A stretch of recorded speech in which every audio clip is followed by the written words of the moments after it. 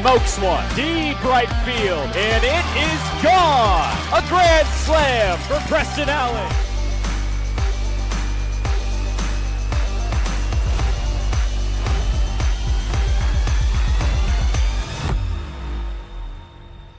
Welcome into Pippins pregame presented by the Washington's Lottery. I'm your 2025 voice of the Yakima Valley Pippins, Harmon Johnson. It was a very well played game last night between the Corvallis Knights and the Yakima Valley Pippins, but the Pips came out on top 6-3 thanks to two standout performances by their arms, Ty Pangborn and Evan Ellis, who combined for a win on opening day. Do it here in game 2 of a 3-game set. For Game 3, a familiar face is going to be on the mound for Yakima Valley as Ethan Salscheider makes his return for the 4th time to the Yakima Valley Pippins. But before we can get into his stats over his 4 stints with the Pips, let's take a look at last night's recap.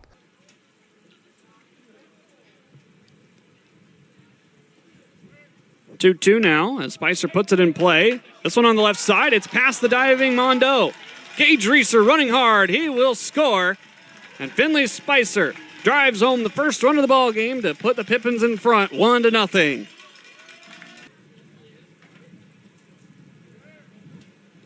O2 on the ground on the right side. Almost eats up Castro. The throw sails by Mondu and into left field. Neil Jansen scores. Shebler on to second. Spicer's in at third. And it's now 2-0. Yakima Valley. First pitch put in play by Jared Stevenson. Slow roller that is handled easily by Risky. But another run comes home. It's 3-0 Yakima Valley, thanks to the RBI ground out by Jared Stevenson. In fact, he's got 12 as he's going to put one right back up the middle. Too far in for a double play. A run will score. And Charlie Shebler brings home Cole Hansen to make the score 4-2 for Yakima Valley. This is softly out towards the Bermuda Triangle. It's going to get down with 2 outs. Spicer all the way to the plate. And Jared Stevenson pushes one more across on an RBI single here in the 4th. 2-1, back up the middle. It's off the glove of Castro. Reeser's going to score. And Cole Hansen with a big RBI single here in the 8th inning to give the Pips some insurance. Ellis winds the payoff pitch. Dotted on the outside corner. Strike 3. Evan Ellis has 2 outs left to get. 1 ball, 2 strikes. Ellis's pitch on the way. Swing and a miss. A Wednesday night win for the Yakima Valley Pippins. Behind Ty Pangborn's stellar start, Evan Ellis shuts the door. And we play for the series tomorrow against the Corvallis Knights. That was a look at last night's action. Coming up next on Pippins pregame, we talk with some of the players after their kids camp experience this week. Stick with us on Pippins pregame presented by the Washington's Lottery. Hey, your homework done? Yep.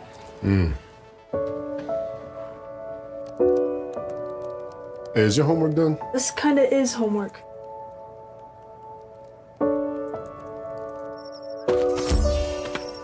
So, what do you think? I'm so proud of you. Can I play some more? Is all your work done? Washington's Lottery is a proud partner in the goal to promote college and career training. Each time you play, you're helping students statewide. Welcome back to Pippins pregame presented by the Washington's Lottery. I'm joined again by Ty Pangborn, one of our players of the game last night. But Ty, I understand you were at all of the days for the kids camp. What was that experience like? It was a really cool experience. I remember going to the camps as a young kid and looking up to the college guys that were helping out. So it was really cool for the roles to kind of be reversed and to see myself, giving some kids some coaching and helping them, figure out what type of baseball player they are. For those that maybe didn't know what was going on, what all did you guys do with the kids the last 3 mornings? Yeah, we went through, we put them through a stretch and toss, and then we'd go through some defensive drills, fielding, outfield, catching, pitching, and then we'd take them through offensive. And then we had the last day, we had sliding practice, which is like the kind of exciting part here. We put together a slip and slide for them, and we just let them have some fun and practice sliding on a slip and slide. So it's pretty cool. For the kids that are in this community, you as a baseball player, they look up to you. What does that mean to you coming in here to a place? You're from Ohio, so this is obviously a completely foreign experience for you. Yeah, it really kind of kicks me in the butt to keep, on my best behavior and really, give these kids a good example of what type of player to be on and off the field. And it makes the experience a whole lot cooler having the kids support you and, ask for autographs after the game. And it really keeps me motivated to keep working on what I need to. Talking about baseball here real quick, you guys won the game last night 6-3. How do you guys continue that momentum and play another clean game today?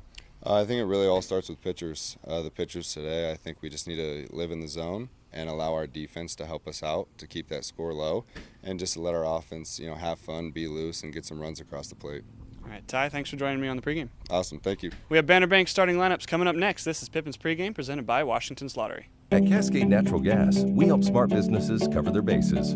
Old, new, and in between. No matter the age of your building, they all benefit from energy-efficient choices. Cascade Natural Gas offers a long list of incentives for energy-efficient upgrades. Upgrades that save your business money every day. Become one of the many Cascade business owners benefiting from the quality, comfort, and savings of energy-efficient upgrades. Join Team Energy Efficiency and take advantage of rebates from Cascade Natural Gas. Back to Pippins Pregame. It's now time for your Yakima Valley Pippins starting lineup presented by Banner Bank. Banner Bank, a longtime supporter of the Yakima Valley Pippins. If you're looking for a regional bank that knows the Yakima Valley, go and see Banner Bank. Here's the starters as announced by manager Garrett DeGalley. Leading off and playing shortstop will be number 2, Langan Naylor. Batting second, wearing number 25, is the right fielder, Dylan Anderson. Batting third, the first baseman, Julian Angulo. Batting fourth is Gage Reeser, playing second base. Batting fifth, the designated hitter, Finley Spicer. Batting sixth, number 5, the catcher, Cole Hansen. Batting 7th, number 36, the left fielder, Neil Jansen. Batting 8th, Charlie Shebler, playing third base. And rounding out the lineup in center field is Jared Stevenson. Again for the Pippins, Naylor, Anderson, Angulo, Reeser, Spicer, Hansen, Jansen, Shebler, and Stevenson.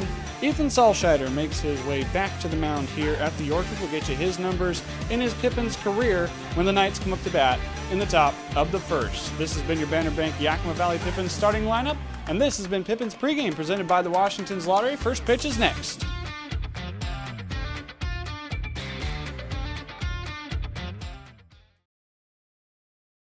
The series finale between the Corvallis Knights and the Yakima Valley Pippins is just about ready to get underway.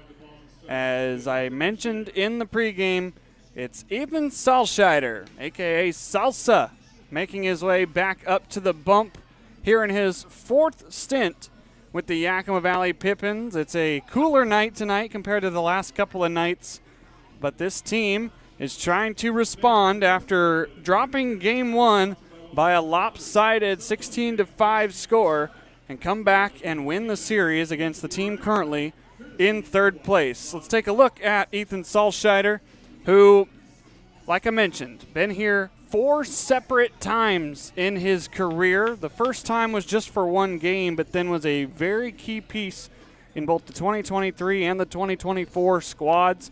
Started on opening day and the final day of the season last year in his best year with the Pips. Had a 3.88 ERA in 11 games, and he struck out a total of 37 batters. So Salsa, good to have him back at the Orchard, as behind him will be Neil Jansen, Jared Stevenson, and Dylan Anderson on the outfield. On the infield, Shebler, Naylor, Reeser, and Angulo. And catching for Salscheider is Cole Hansen, who had a big hit in the 8th inning of last night's game to give the Pips some insurance. First batter of the day for Corvallis is Blake Wilson, moved from center field to shortstop. As the first pitch is inside and it plunks him. 6:33 p.m. here at the Orchard. Not the start you would have drawn up for Salscheider.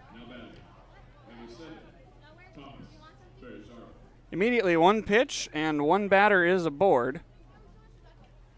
Didn't even get a chance to introduce Mr. Wilson. As Thomas Ferriggiaro playing second base tonight after he was there on Tuesday night. First pitch fastball. No balls and a strike. Ferriggiaro batting .250 for the Corvallis Knights, managed by Brooke Knight check over to first. Salscheider, another left-handed arm to add to this Pippins pitching staff. It's been very right-hand dominant until about 2 weeks ago when Ian Fisher joined the team and Pearson Pollard kind of came into his own. Runner's going to take off. Pitch is high. The throw down is unable to be handled by Gage Reeser, and they're going to call interference. The throw is in time anyway, but Jacob Fisher was pointing at Reeser as if maybe the throw would have got Wilson, then he would have been safe anyway. Immediate trouble for Salscheider out on the bump. A stolen base and then an error. Hansen's throw just a little bit too low for Reeser to handle. 1-1 breaker outside. Ferrajaro with a chance to get the Knights on the board here in the early parts of the contest. Just recently finished up his junior season at Hawaii Hilo. 2-1 pitch, just a bit outside. Moves the count to 3-1. Definitely a different start than last night. Ty Pangborn got out of the first inning quickly thanks to a double play. 3-1, short flare into right field. Corvallis has a 1-0 lead, 2 batters into the contest.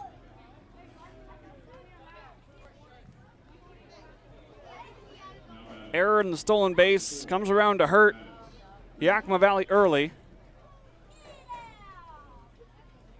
Now Maddox Risky stepping in for his first hacks.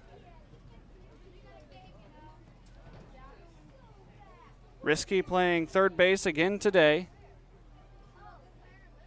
First pitch down and in, smothered by Cole Hansen. The rest of the Corvallis order after Risky is Xavier Rios. Braden Mondo was a late addition after Gavin Brubaker was scratched from first base. Aiden Hazen, Brock Kettleson, Josh Proctor, and Brooks Avery is the Knights lineup. 1-0 pitch in there at the top of the zone. Another left-handed arm for Yakima Valley that doesn't have overpowering stuff, but instead will look to locate and try and fool these Corvallis hitters.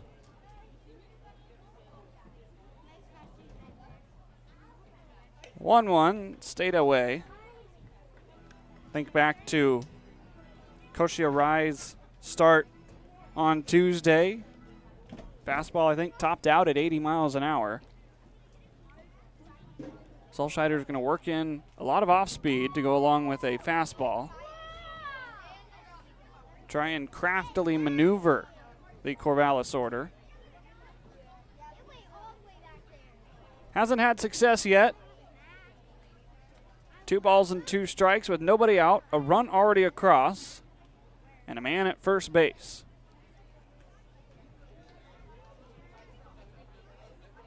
Long pause before a 2-2 offering. Pushed foul. That one's into the parking lot. Count still 2-2. I mentioned Salscheider's numbers last year. 11 starts. Had 2 complete games. Is that one just a bit too far upstairs to run the count full? Had some length in that left arm, but then he went to Hawaii Hilo and only played in 13 games, 11 starts, was 0-8. Runner's going to take off. The pitch is called strike 3. The throw is way offline and into center field. Cole Hansen a little bit erratic behind the dish right now, but Salscheider's got his first strikeout, and there's one down.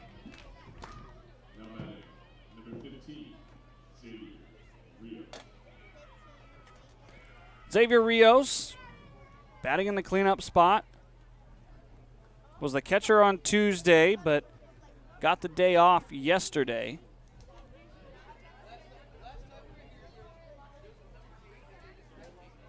One out here in the first inning as Rios takes a pitch inside. Rios in his 17th game with Corvallis, batting .245. He's left the yard once as we near the end of the first half of the regular season. Breaker catches the plate. Evens the count at 1 apiece.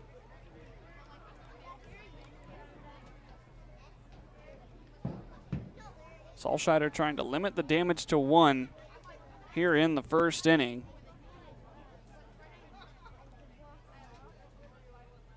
Long pause. Squaring to bunt, it's foul. Count now 1-2. If you can keep it to a 1-run contest after the first 3 outs, the Pippins offense has been very good in the first 3 frames here at the Orchard. You heard Ty Pangborn talk about it last night on the postgame show about how pitching with a lead just allows you to make mistakes and be comfortable. Certainly the Pips have had that so far in this series. 3 of the 4 contests, 3 of the first 4, Yakima Valley scored in the first 3 frames. On the ground, right side, Naylor backhands. He's going to throw to second and throw it wide. It's all the way into right field. That one might have been one you just want to put in your pocket. Instead, both runners advance on a ball that barely left the infield. 2 errors already here in the first inning, and Coach Kribbe is going to call the defense together. Naylor has a decent range over there at shortstop, but again, that might have been a play that you're early in the contest. You need a couple of outs to feel like you're getting out of trouble. That was probably one that he'll tell you he should have put in his pocket and just conceded the base runner. Instead, there's 2 in scoring position with only 1 out. They give Rios a single on the ball deep in the hole, and then they give it an error by Langan Naylor to advance both runners.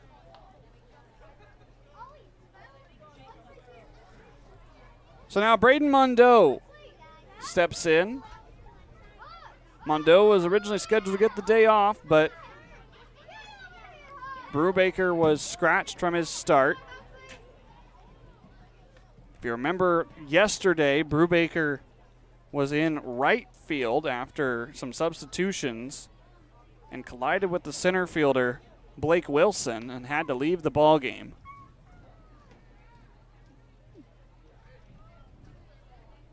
(1-0) downstairs.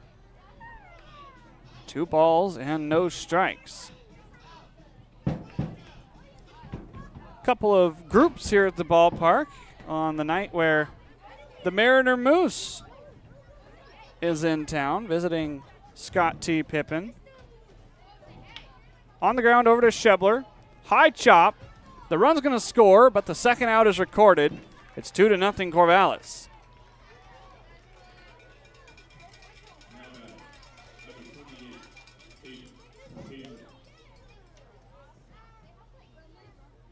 Much needed second out. There's the Moose hanging out there with Scott T. I need him to come up and take a picture with me real quick. Not very often does the Moose come into your own backyard. First pitch strike from Salsa. I'd give the Mariner Moose an interview, but I don't think he says much. Mainly a lot of Go Mariners chants, I would think.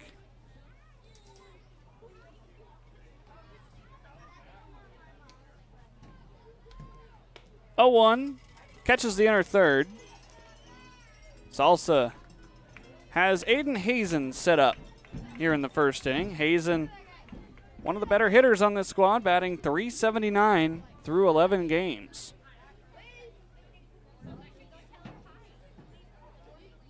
(0-2), right at Julian Angulo. Didn't even have to move. 2 runs come across. And Salscheider able to get through an inning of work. We go to the bottom of the first. 2-0 Corvallis. The Coliseum in Rome had their gladiator games, but it can't compete with Legends Casino Hotel's Coliseum of Cash. During our Summer of Games Thursday drawings in June, we're giving away over $77,000 in cash, plus a new Kawasaki side-by-side. Just use your Legends rewards card to earn entries. Who needs Roman chariot races when you can leave them all in the dust in a Kawasaki side-by-side? All hail Legends Casino Hotel in June, and let this Summer of Games begin. At Cascade Natural Gas, we help smart businesses cover their bases. Old, new, and in between. No matter the age of your building, they all benefit from energy-efficient choices. Cascade Natural Gas offers a long list of incentives for energy-efficient upgrades. Upgrades that save your business money every day. Become one of the many Cascade business owners benefiting from the quality, comfort, and savings of energy-efficient upgrades. Join Team Energy Efficiency and take advantage of rebates from Cascade Natural Gas. Hey, your homework done? Yep.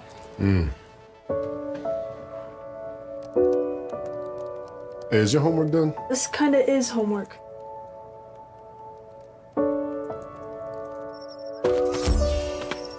So, what do you think? I'm so proud of you. Can I play some more? Is all your work done? Washington's Lottery is a proud partner in the goal to promote college and career training. Each time you play, you're helping students statewide.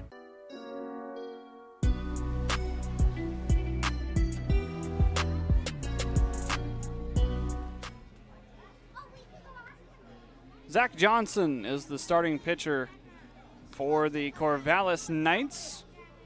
5'9", 155 from Linfield College. 6', 180 from Linfield College. Senior from West Lynn, Oregon, is set to face the first three in Yakima Valley's order. Langan Naylor, Dylan Anderson, and Julian Angulo. 2 and 3 flipped spots. Anderson was in the 3-hole yesterday, and Angulo was batting second.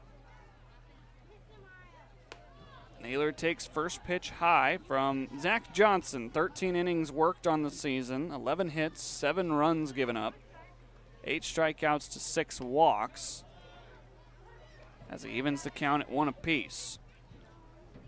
0-1 record through now his 5th game. A 4.84 ERA as Langan Naylor, batting .259 on the season, looking for his 8th hit in 2025. He's got a hitter's count. It's 3-1. Lively night here at the Orchard. Comfortable temperatures. 3-1 misses in, and the Pippins have a leadoff base runner.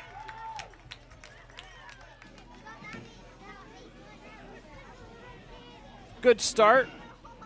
Now Dylan Anderson immediately represents the tying run. Anderson batting .280 this season. 21 hits to lead the squad. Johnson misses upstairs. I think Rios was trying to tell him, hey, throw it in the dirt and get it down a little bit.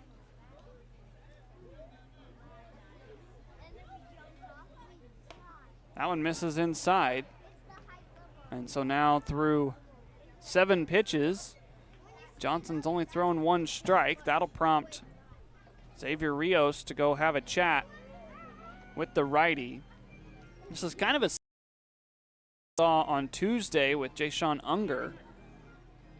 Just wasn't able to locate early and then dialed it back towards the end of his outing. Fastball velocity is pretty good, 88 miles an hour on the last heater.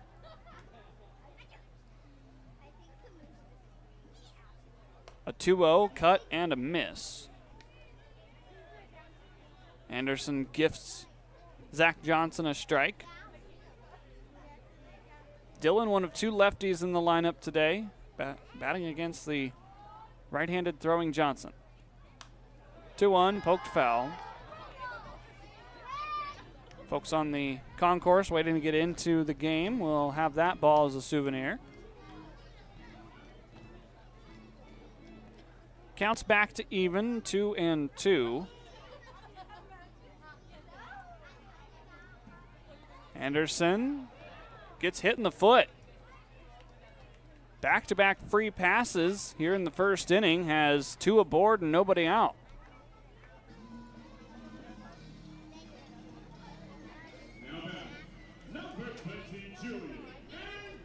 That'll bring up Julian Angulo.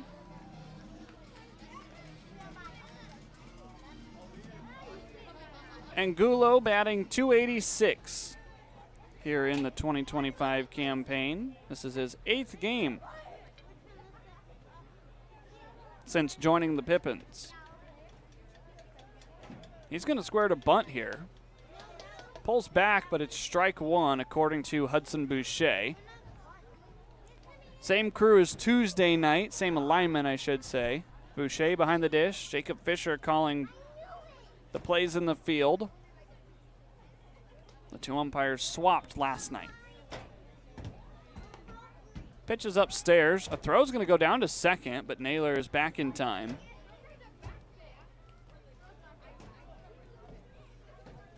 Angulo successfully sacrificed himself back in the first game of this series on Tuesday. That advanced Langan Naylor onto second, and he would later score. This one's down. It's a pretty good one. Pitcher to a covering second baseman. That's out number 1. Sets up 2 in scoring position, though, with only 1 out.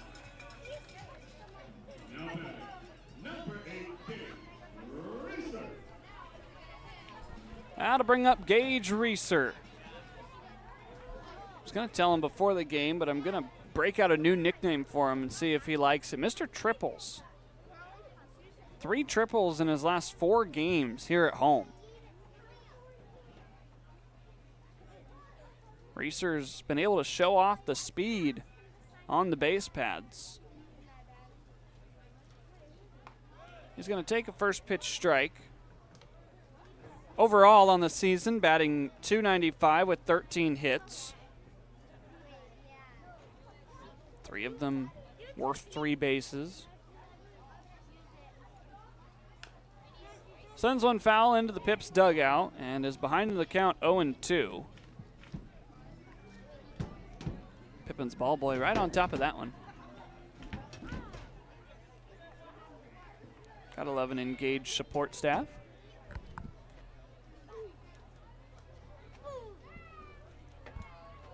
Been a couple of manageable pitches to Reeser so far. This one stung back up the middle. Ferrazzaro has it. Throws on to first in time, but the Pippins get a run back. 2-1 is the score on the Gage Reeser ground out.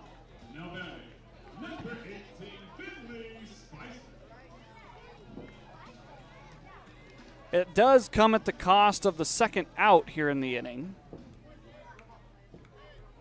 But with Finley Spicer at the dish, you feel pretty confident that he could pick up a hit and tie the game. Not going to do it here. It's popped up over into foul territory. Rios has enough room in front of the net to retire this side. Yakima Valley gets a run back. It's 2-1 going to the second inning.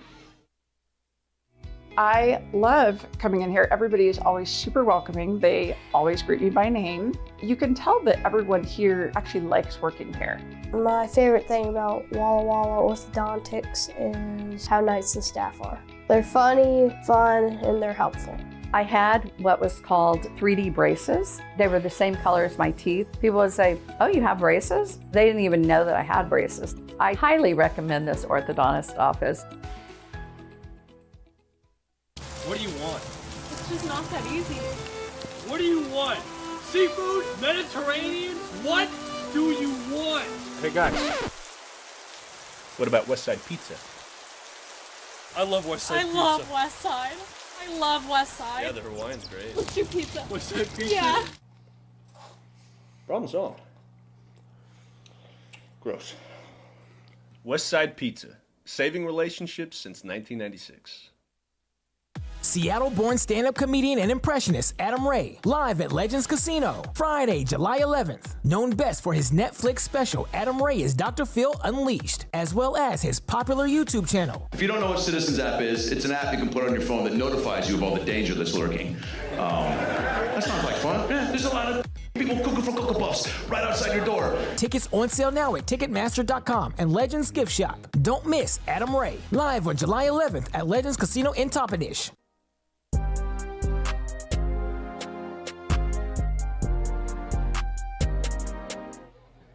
Ethan Salscheider back out there for his second inning of work.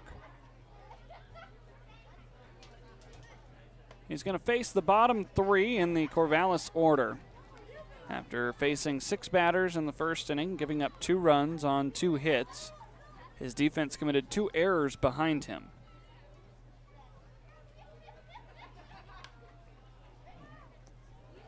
In his last appearance as a Yakima Valley Pippin, went 7 innings on the final night of the season last year in a win over the Kamloops North Paws.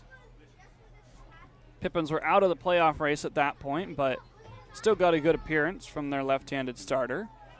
As another one's fouled off, this one's going to just go over the heads of the folks up in general admission.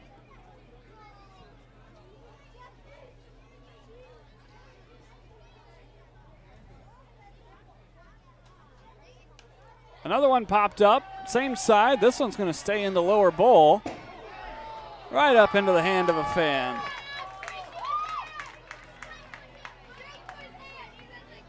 Still 1 ball and 2 strikes.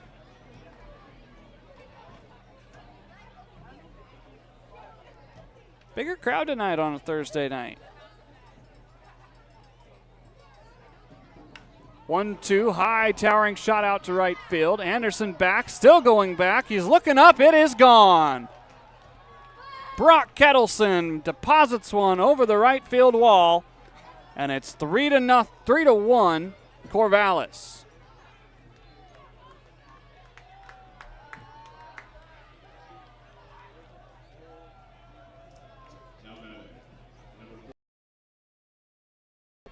.94 off the bat, 360 feet over that right field wall.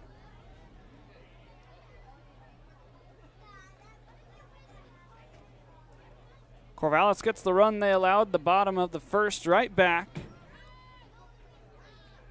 First long ball that we've seen in this series is Naylor, stabs one up the middle, onto Angulo for out number 1.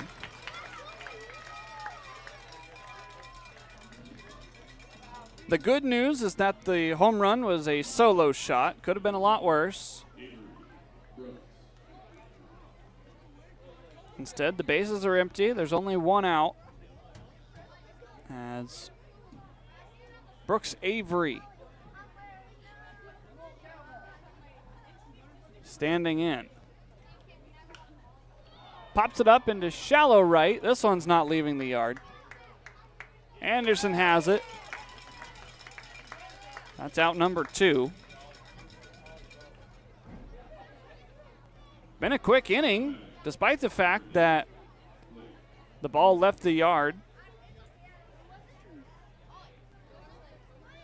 Last 2 outs have come on about 2 or 3 pitches. This also fires a strike in there to the top of the order, Blake Wilson.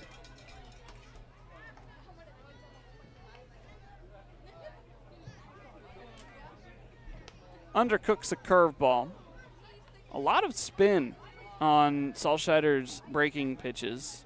That one was 2,300 RPMs. Another one, about the same RPMs. It's living at about 72 miles an hour.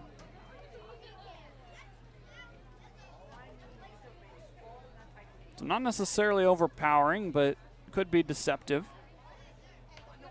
This is a fastball that's poked foul. Evens the count at 2 apiece.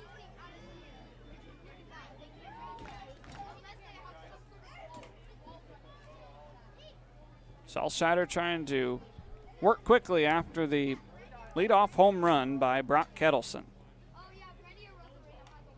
Fouls it off. Wilson was hit by a pitch to lead off the game. It was the very first pitch of the game. Stole second base, reached third on an error, and then came around to score on a Ferrajaro single. Another breaking ball, he fouls off. Count still 2-2. Saltscheider's got one strikeout so far tonight. Looking for a second. Just a bit down. Hansen dug it out of the dirt. So the count runs full here on a 77-degree Thursday evening. Payoff pitch. Wilson was unable to hold up. Hansen completes the throw. And we go to the bottom of the second. A leadoff home run by Brock Kettleson re-extends the Corvallis lead to 2. Here we go to the bottom of the second.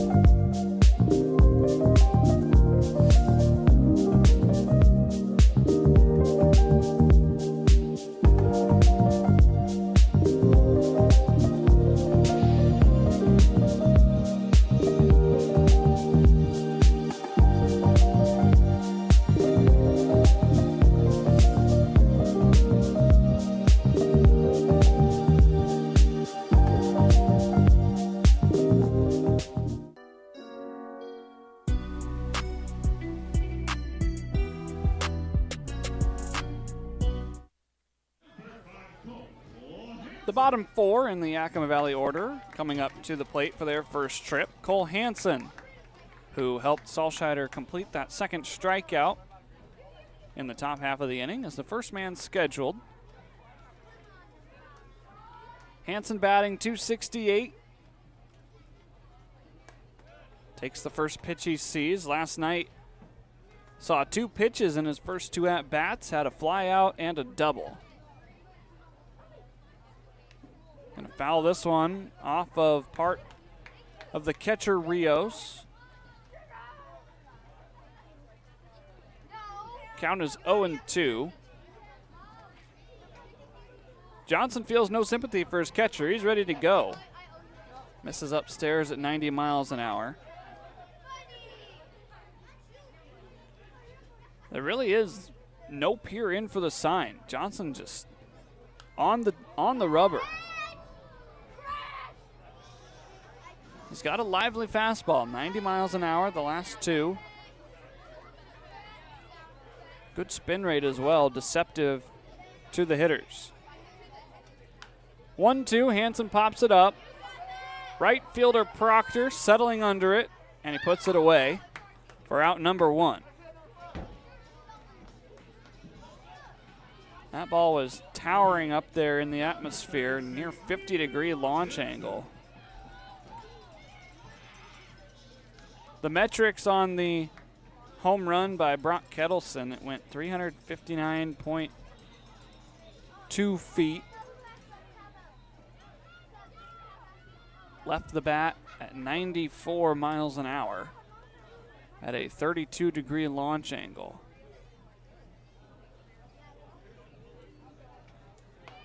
First pitch strike to Neil Jansen. What do we have flying onto the field?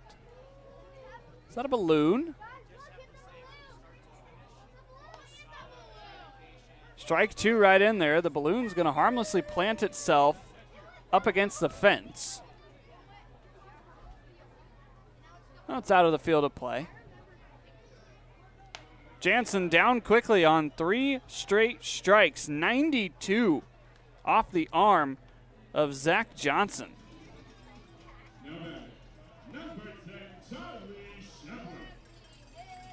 Well, if that's not good morning, good afternoon, and good night, I don't know what is.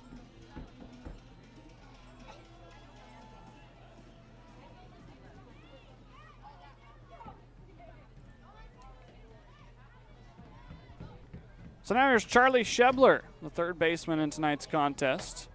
First pitch fouls it off.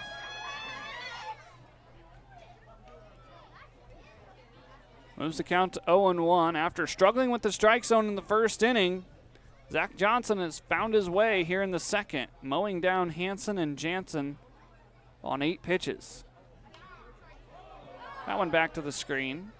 And Shebler finds himself behind in the count, 0-2. The last 3 fastballs for Johnson have been 92 miles an hour. Flame throwing. Looking for a second strikeout. Not going to get it there. Just a bit too far inside. Spin rate near 2,400. For those of you that don't understand spin rate, that is good. 1-2, that one's outside. Charlie's got a good eye. He's drawn 12 walks on the season. Trying to fight back here after falling behind 0-2. On the ground, out to second. Ferrajaro gobbles it up and throws it on to Mondo to retire the side. To the top of the third we go, 3-1 Corvallis. The Coliseum in Rome had their gladiator games, but it can't compete with Legends Casino Hotel's Coliseum of Cash. During our Summer of Games Thursday drawings in June, we're giving away over $77,000 in cash, plus a new Kawasaki side-by-side. Just use your Legends Rewards card to earn entries. Who needs Roman chariot races when you can leave them all in the dust in a Kawasaki side-by-side? All hail Legends Casino Hotel in June, and let this Summer of Games begin. At Cascade Natural Gas, we help smart businesses cover their bases. Old, new, and in between. No matter the age of your building, they all benefit from energy-efficient choices. Cascade Natural Gas offers a long list of incentives for energy-efficient upgrades. Upgrades that save your business money every day. Become one of the many Cascade business owners benefiting from the quality, comfort, and savings of energy-efficient upgrades. Join Team Energy Efficiency and take advantage of rebates from Cascade Natural Gas. Hey, your homework done? Yep.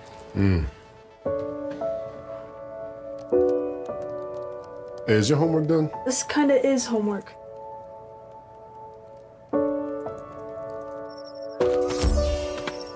So, what do you think? I'm so proud of you. Can I play some more? Is all your work done? Washington's Lottery is a proud partner in the goal to promote college and career training. Each time you play, you're helping students statewide.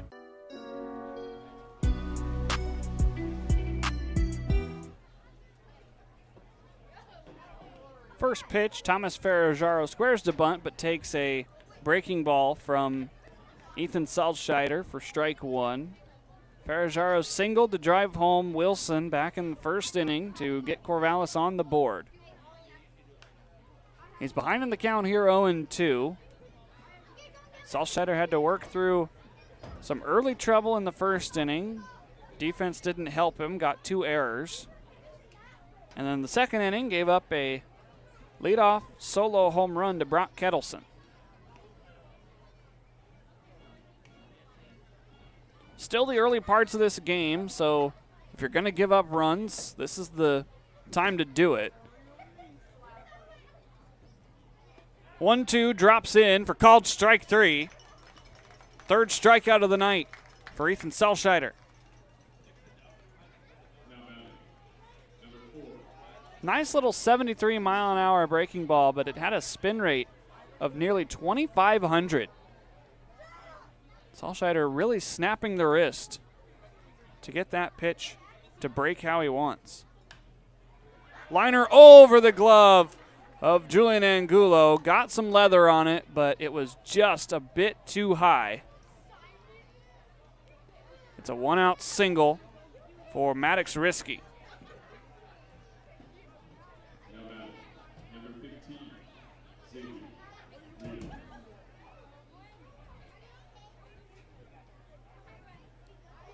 So now Xavier Rios singled back in the first inning. Bats with the man aboard. Salzscheider's going to go to first.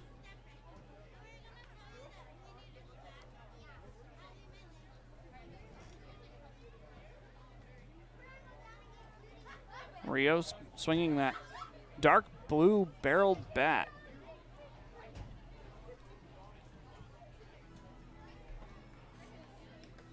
Picked up his 13th hit of the season back in the first inning. First pitch, a breaking ball. Rios from CSUN, native of Castro Valley, California. Ahead in the count, 1-0, as Salzscheider again checks over to first. Paying close attention to Maddox Risky, who was the first strikeout victim back in the first inning. High towering shot down the left field line, but it is yanked foul. That was long gone had it stayed fair. 91 off the bat.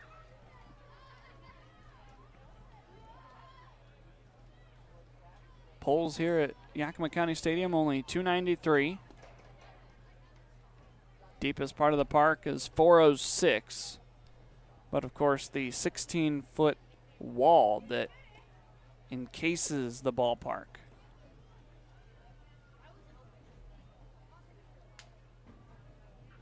Two one, check over to first, pretty nonchalant. Trying to keep Risky from straying too far off the base pad. 2-1, fouled down. Makes it 2-2. Cole Hansen receiving the pitches from Eddie Kribbe down in the Pippins dugout, relaying them to Ethan Salzscheider.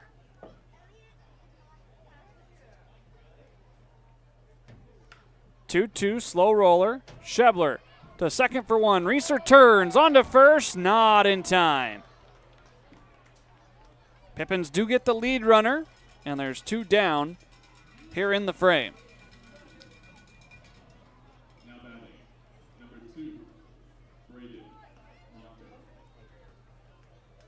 So now Braden Mondo will bat for the second time.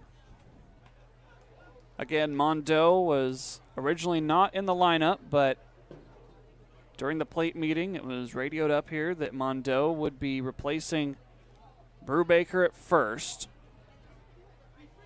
Don't want to assume anything, but if I had to, I would say that it has to do with the collision yesterday between Brubaker and Wilson in right field that is keeping Gavin out of the lineup today. Check to first. Count is 1-0. Certainly hope that Brubaker is all right, just maybe trying to give him some extra time to recover, and that the collision yesterday is not serious.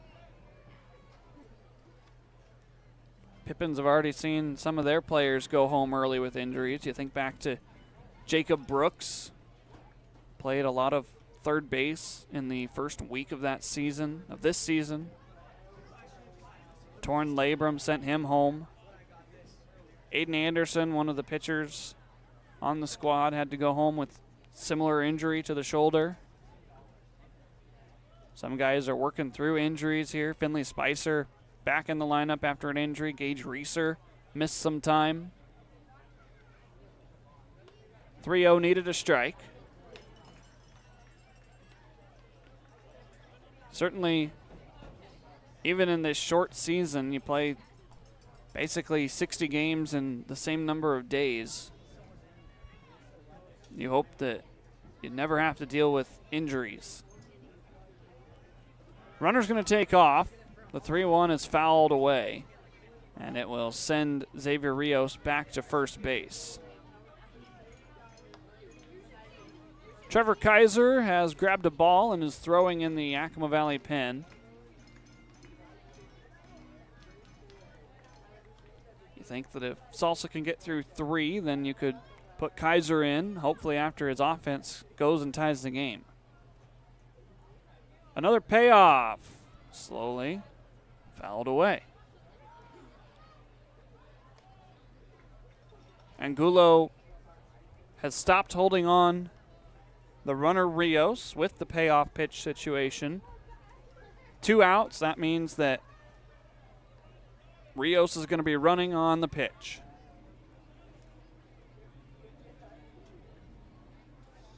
Here it is. It's downstairs. And so Rios can let off the gas as Braden Mondo trots down to first with the 2-out walk.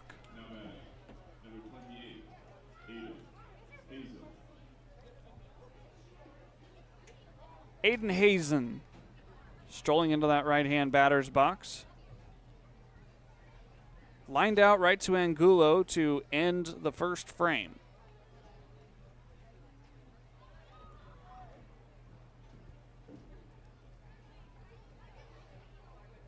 Salscheider again with 2 men on. First pitch, bottom of the zone.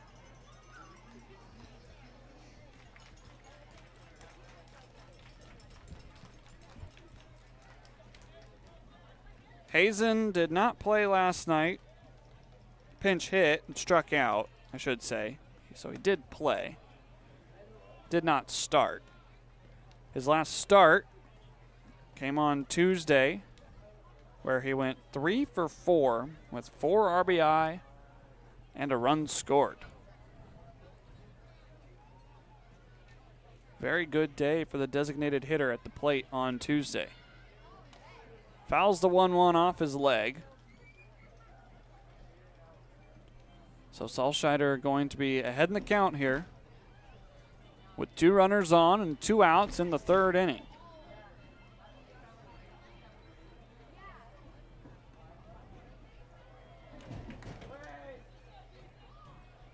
We'll see if Ethan sticks with the breaking ball here. He's had a steady dose of them so far. He did. It's on the ground to Schebler. He's going to go the long way across to first, and it pulls Angulo off the bag and ricochets against the dugout. A 3rd error committed by Yakima Valley allows a 4th run to come across.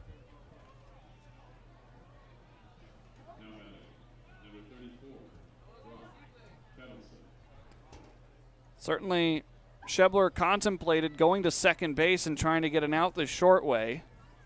Instead, decided he didn't have time and tried to throw on to first. Angulo had to come off the bag to try and snag the baseball. And it's now 4-1 Corvallis, thanks to 3 errors committed by Yakima Valley.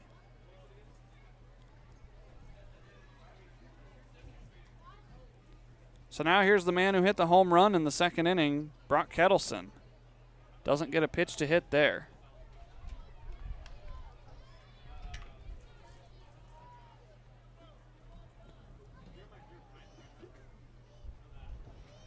So now Mondo is at 3rd. Hazen is at 2nd. It's ruled a 2-base error.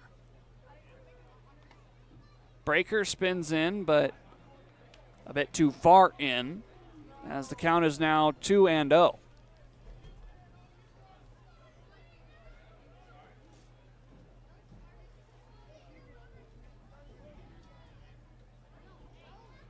Salscheider trying to work out of trouble.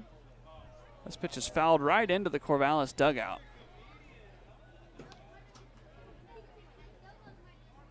Some darker clouds hanging out overhead, but I don't think any rain is forecasted tonight. Providing some shade here on a mid-70s Thursday night. 2-1, that one plunks Kettleson in the foot. So the bases will be loaded, and the 3rd inning continues. First base was open, but that looks like it's going to be the end of the line for Ethan Salscheider. Garrett DeGallier slowly making his way out to the bump. Pippins only need 1 out here in the top of the 3rd. But Corvallis has the bases loaded. Josh Proctor waiting on deck. There's the sign. Salsa's day is done. It'll be Trevor Kaiser up next. We'll get you his numbers after this.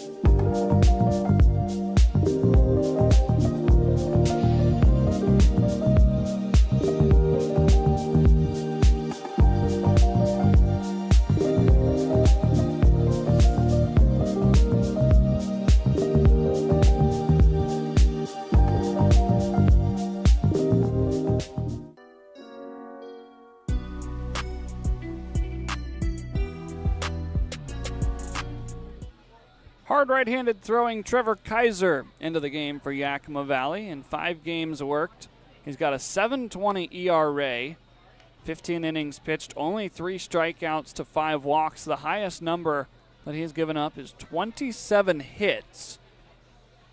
So a man that pitches a lot of strikes, and that is certainly what you want. He has had 3 starts on the season, including starts against Walla Walla, Ridgefield, and Portland. He's taken the loss in all 3 of those, giving up 5 runs, 4 runs, and 5 runs respectively. Against Walla Walla, pitched 2 innings on June 21st, gave up 2 runs on 6 hits. Has not recorded a strikeout since the Portland series, and he inherits a bases-loaded jam with 2 outs here in the top of the 3rd inning as Corvallis is trying to crack this one wide open. They put up 2 runs in the first, 1 in the second. Already 1 across here in the 3rd. Kaiser just completed his senior year of high school, committed to go pitch for the Beavers of Oregon State.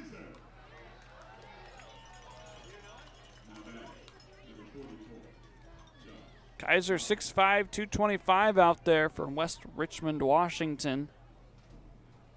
Let's see if he's got his A-plus stuff today. Fastball velocity is always pretty good. He just hasn't been able to find a put-away pitch yet this year. First pitch strike at the top of the zone. 91 out of the right arm of Trevor Kaiser. The 3 runners on base belong to Ethan Salscheider. Kaiser trying to help his starter out. He's going to pull Hansen away from the plate to even the count at 1-1. Pippins do have a pretty well-rested bullpen. Jabari Simon, Pearson Pollard, Jackson Burtis, all pretty well rested. They have not yet pitched in this series. 1-1 on the ground to Naylor. He's going to go to second. Reeser steps on the bag to retire this side. The Knights strand 3 as Trevor Kaiser gets 1 out here in the 3rd to get out of trouble. It's 4-1. Pippins need some offense in the bottom of the 3rd. The Coliseum in Rome had their gladiator games, but it can't compete with Legends Casino Hotel's Coliseum of Cash. During our Summer of Games Thursday drawings in June, we're giving away over $77,000 in cash, plus a new Kawasaki side-by-side. Just use your Legends rewards card to earn entries. Who needs Roman chariot races when you can leave them all in the dust in a Kawasaki side-by-side? All hail Legends Casino Hotel in June, and let this Summer of Games begin. At Cascade Natural Gas, we help smart businesses cover their bases. Old, new, and in between. No matter the age of your building, they all benefit from energy-efficient choices. Cascade Natural Gas offers a long list of incentives for energy-efficient upgrades. Upgrades that save your business money every day. Become one of the many Cascade business owners benefiting from the quality, comfort, and savings of energy-efficient upgrades. Join Team Energy Efficiency and take advantage of rebates from Cascade Natural Gas. Hey, your homework done? Yep.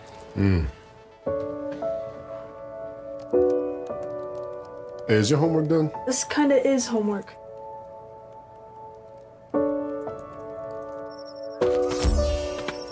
So, what do you think? I'm so proud of you. Can I play some more? Is all your work done? Washington's Lottery is a proud partner in the goal to promote college and career training. Each time you play, you're helping students statewide.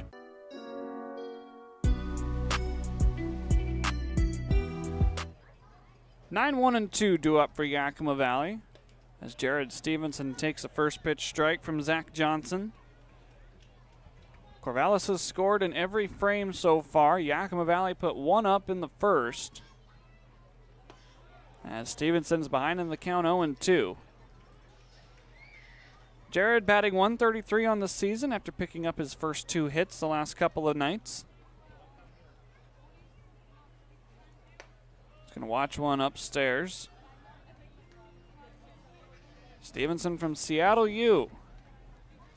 Same place that Coach Garrett DeGallier's from. Watches one spin away, 2-2. Stevenson did have some production before that, drawing 3 walks, but had been without a hit for the first couple of games as he swings and misses there. That's the second strikeout of the night for Zach Johnson. Fastball continues to look good.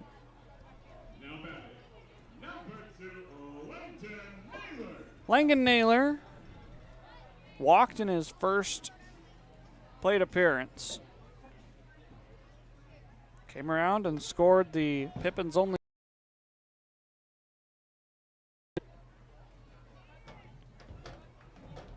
Naylor from Lower Columbia College this last spring, but is committed to attend Lewis Clark State as his next stop in college baseball.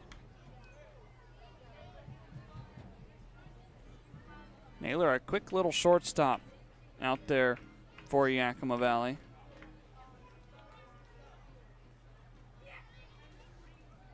Behind in the count 1-2. He's going to just stay alive.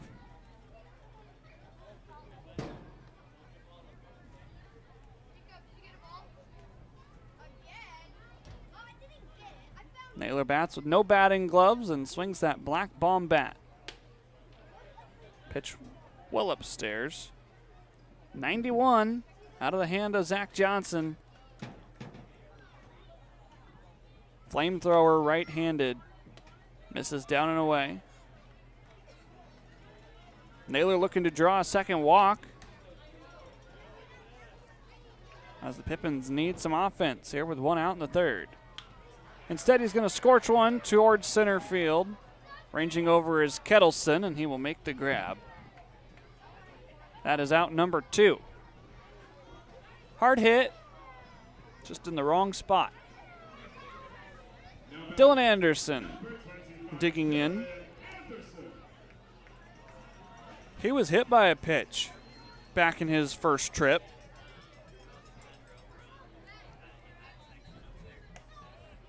First pitch strike from Zach Johnson.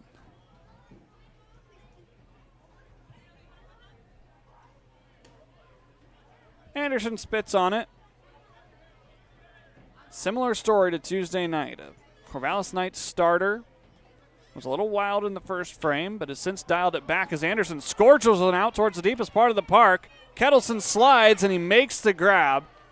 And so Anderson's hard hit contact goes unrewarded. And we head to the middle innings. 4-1 Corvallis here at the Orchard. I love coming in here. Everybody is always super welcoming. They always greet me by name. You can tell that everyone here actually likes working here. My favorite thing about Walla Walla orthodontics is how nice the staff are. They're funny, fun, and they're helpful. I had what was called 3D braces. They were the same color as my teeth. People would say, "Oh, you have braces?" They didn't even know that I had braces. I highly recommend this orthodontist office. What do you want?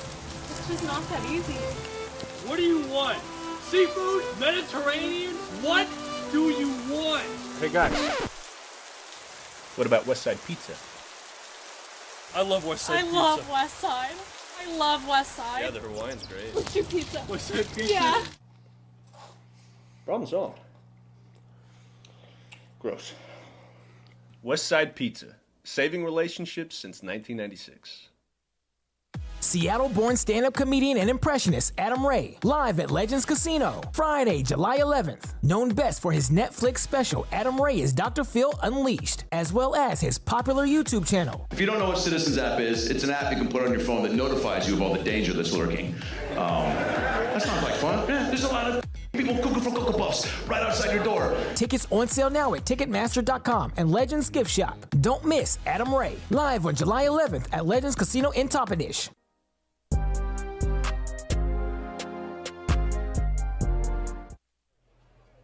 Trevor Kaiser was able to get a ground ball to end the 3rd inning after inheriting a bases-loaded situation, and now starts his first clean inning of work. facing Brooks Avery and then the top of the Corvallis order. Avery flew out to Dylan Anderson in the second inning.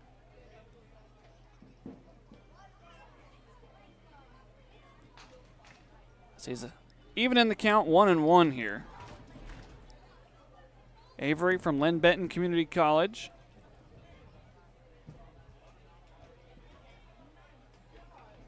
Heading the count 2-1 now. Avery was another one of those Knights that did not start in yesterday's contest, but he did play on Tuesday, going 2 for 5 with a pair of runs scored.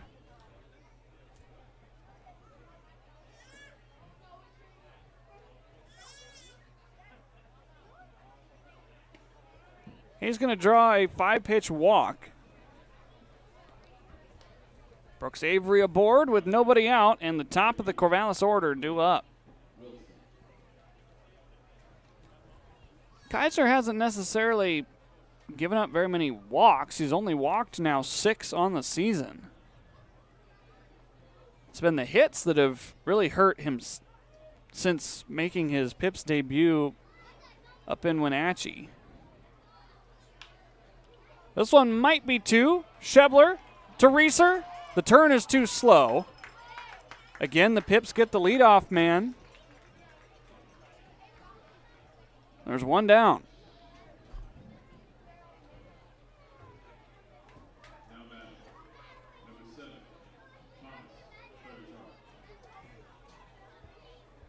Ferrajaro inherits the same situation that Brooks Avery had. Runner at first, except now there's one out. Kaiser's going to check over.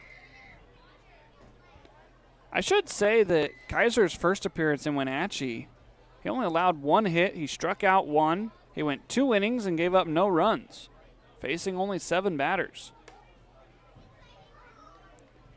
Then he moved to a starting role and went 4 innings, gave up 5 runs on 7 hits. Went 5 innings against Ridgefield, gave up 7 hits and 4 runs. Runner's going to take off. Hansen's throw down's a good one. The tag applied by Reeser in time. Cole Hansen dials it in that time to throw out his first base runner of the night. And there's 2 away.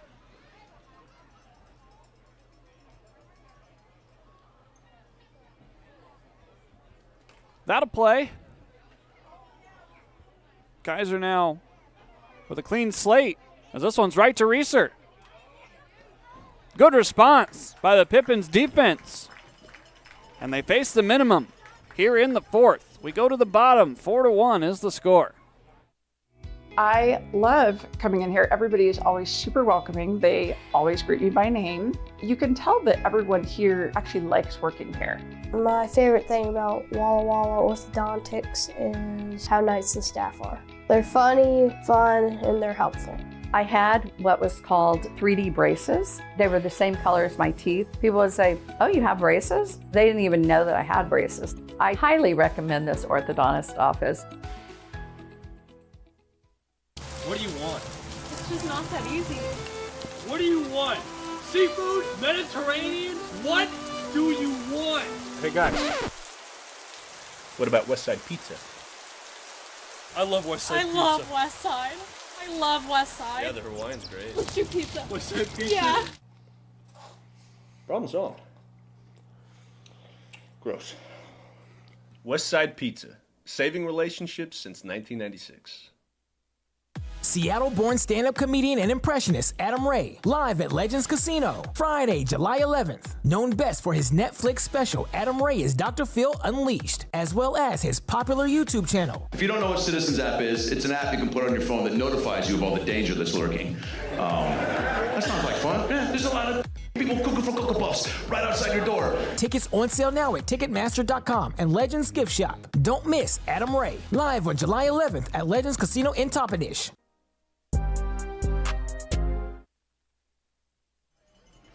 Well, I mentioned there were clouds overhead, but a couple of sprinkles have started to periodically fall. Nothing constant yet. I don't think there's anything forecasted for any heavy rain.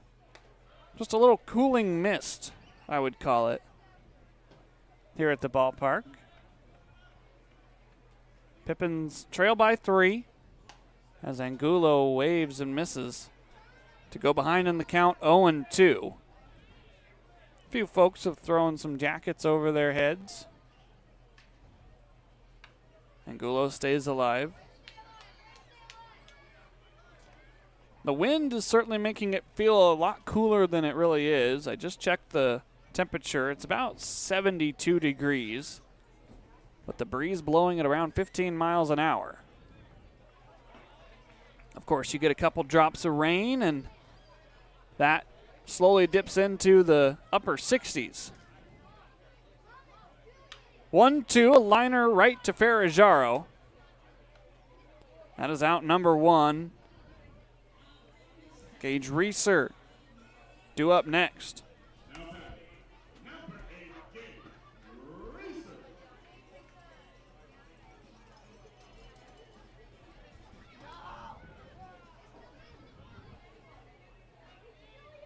Reeser grounded out to drive home the first and only run to this point for Yakima Valley.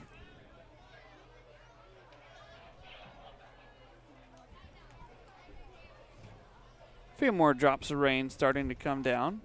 Wind is picked up too.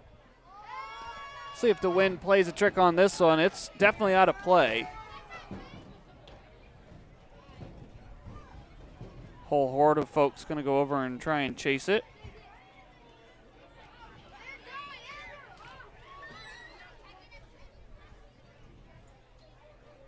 One, another one out of play. That one's much more manageable. Reeser behind in the count 1-2.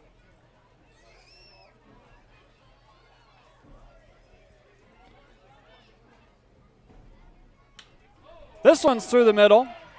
Gage Reeser picks up the first hit of the night for Yakima Valley.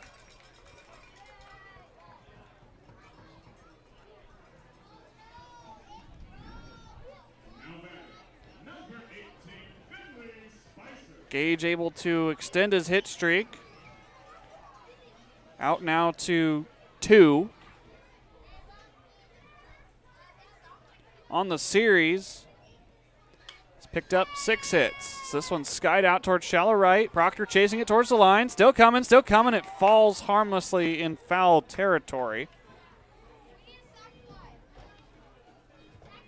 Proctor made a nice sliding play in yesterday's game. Unable to come up with it there.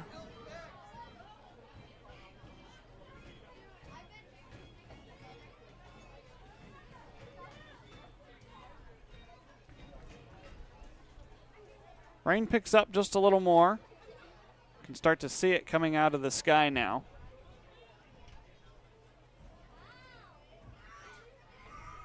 Check over to first. Reeser is back in time. Hudson Boucher says that Reeser was able to get around the tag. Corvallis manager Brooke Knight disagrees. I think the Corvallis dugout had the better look at that. But with only a 2-man umpiring crew, your field umpire in the B position, not in the greatest spot to see that pickoff over to first. 0-1, right back where it came from. To second for 1, on to first. And so Reeser is eliminated anyway. And that retires the side. 4-1 the score as we go to the 5th inning here on a drizzly day at the Orchard.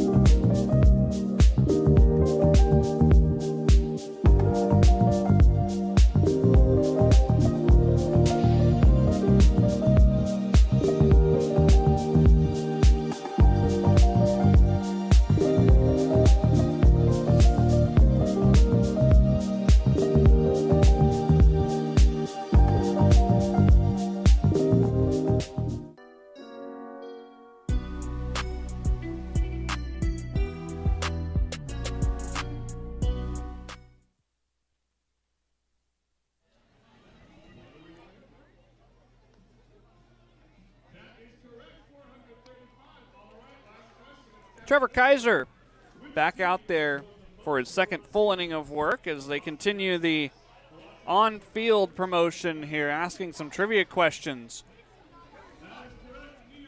It was a 1-6-3 double play that allowed Corvallis to face the minimum there in the 4th inning, erasing Yakima Valley's first hit. And now we go to the 5th inning. Some folks starting to throw up the umbrellas and put the hoods over their heads as a little rain shower is passing through. First pitch ripped out to Naylor, backhands it. The throw is a bit upstairs, but the tall body of Angulo is able to handle it for out number 1.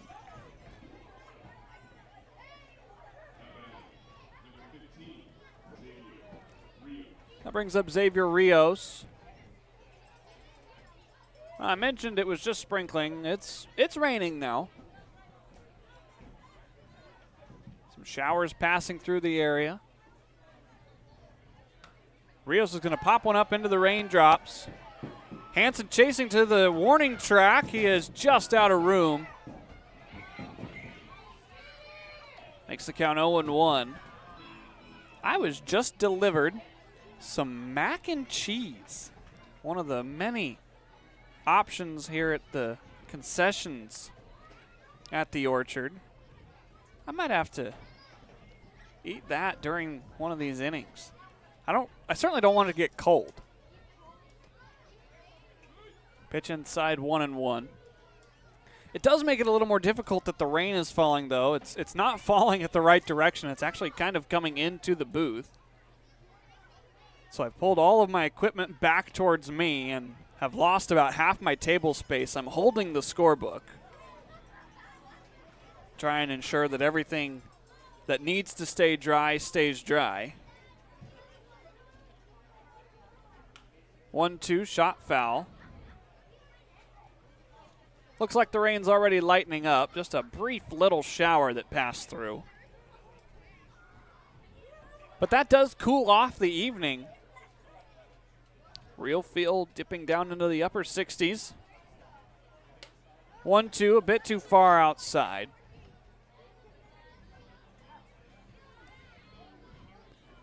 Kaiser looking for his first strikeout on the night. Not going to get it there as it's a duck hook into left field. 1-out single for Xavier Rios.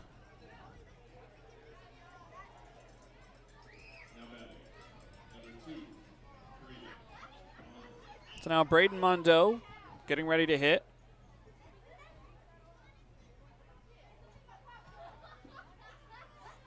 First little encounter with any sort of moisture during a game for Yakima Valley. Been fortunate to have not been in the areas where the rain was this last weekend. That forced some games to be either turned into doubleheaders or postponed. Wave and a miss on the first pitch. Check that, it was a foul tip, according to home plate umpire Hudson Boucher. Kaiser gets ahead in a lot of counts. That's apparent by his only 6 walks on the season. The problem is finishing those counts, as he's now given up 28 hits on the season. Check over to first.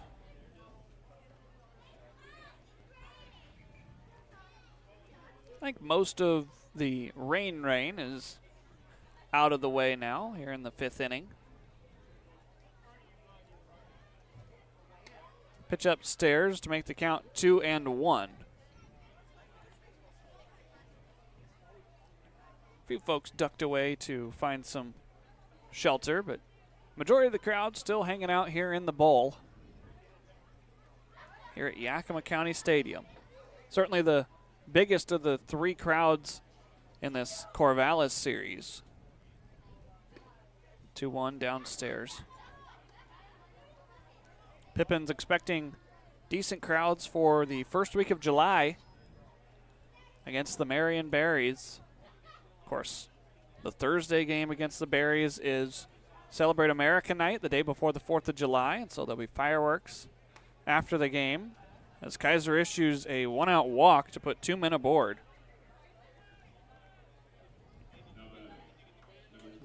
Nobody working in the pen yet.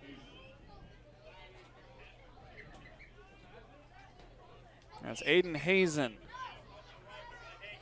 strolling up for his 3rd trip to the right-hand batter's box.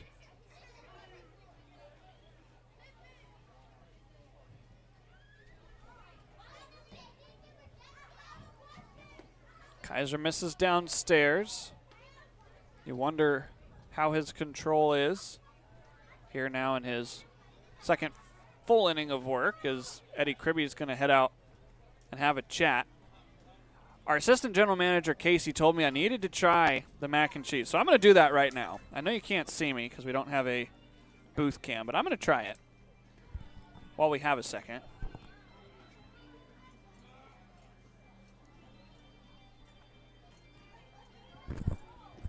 Oh man, Casey. Could not have recommended a better side dish to my cheeseburger. If you're ever coming out to the Orchard, try the mac and cheese. I think they have a barbecue version as well, or like a hot dog that you can put the mac and cheese with. One more bite before Kaiser goes back to work.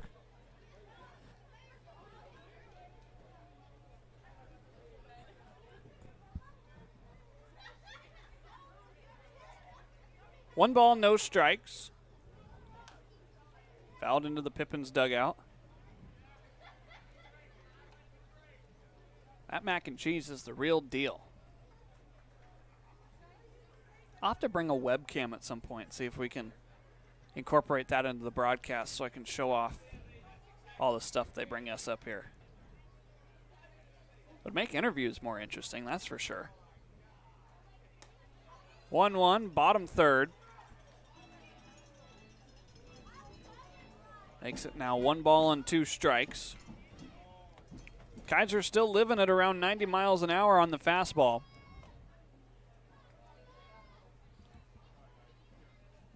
Still searching for that first strikeout on the night.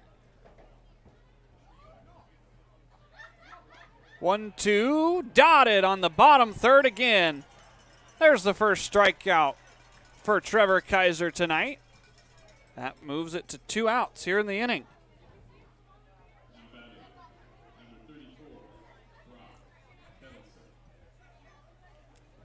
Brock Kettleson getting ready to hit with 2 men aboard and 2 outs. Kettleson had that solo home run back in the 2nd inning.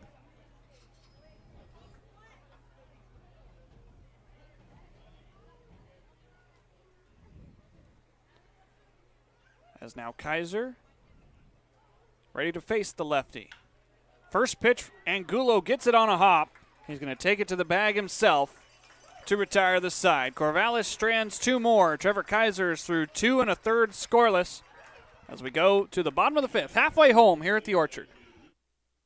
The Coliseum in Rome had their gladiator games, but it can't compete with Legends Casino Hotel's Coliseum of Cash. During our Summer of Games Thursday drawings in June, we're giving away over $77,000 in cash, plus a new Kawasaki side-by-side. Just use your Legends Rewards card to earn entries. Who needs Roman chariot races when you can leave them all in the dust in a Kawasaki side-by-side? All hail Legends Casino Hotel in June, and let this Summer of Games begin.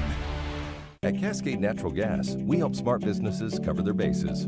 Old, new, and in between. No matter the age of your building, they all benefit from energy-efficient choices. Cascade Natural Gas offers a long list of incentives for energy-efficient upgrades. Upgrades that save your business money every day. Become one of the many Cascade business owners benefiting from the quality, comfort, and savings of energy-efficient upgrades. Join Team Energy Efficiency and take advantage of rebates from Cascade Natural Gas. Hey, your homework done? Yep.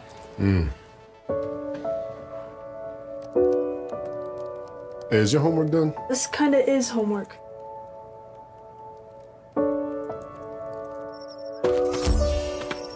So, what do you think? I'm so proud of you. Can I play some more?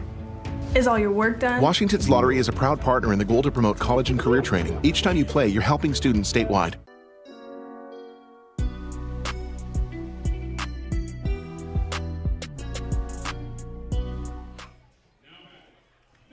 Cole Hansen leads it off here in the 5th inning. Pippins trail by 3. Good ball game on hand as you see some of the rain that has moved away. Maybe after this pitch. I can see it in our preview window. That's why I started saying it. Hansen takes strike 1. There's some of the cloud cover that brought some sprinkles with it. Looking off to the west. Not much else on the way.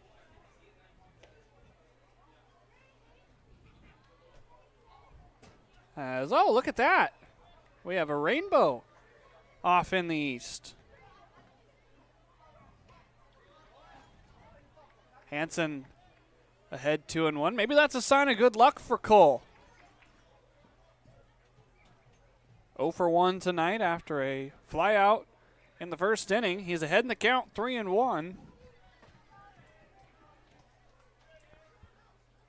Actually, looks like there's a little bit of a double rainbow forming now.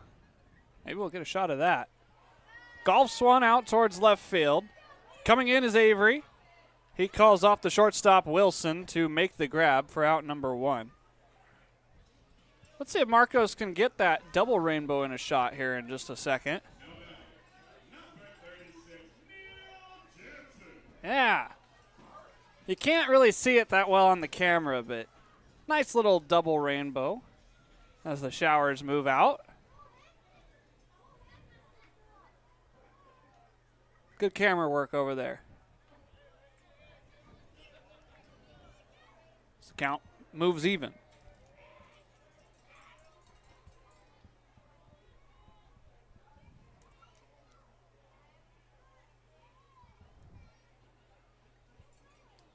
The 1-1 poked right up towards the Corvallis dugout. Nobody flinched. That's a sign of a couple guys down there in the dugout in Brooke Knight and Bo Kearns that have been around for a long time. 1-2 into the screen.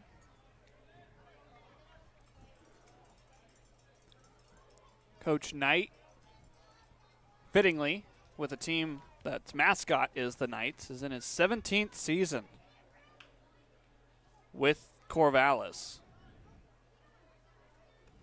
It's a run for Brooke Knight that has included multiple championships. As a swing and a miss by Neil Jansen as he strikes out for the second time. Now to bring up Charlie Shebler. It was Hansen, Jansen, and Shebler that went 1-2-3 in the second inning against Johnson. Trying to avoid that same fate.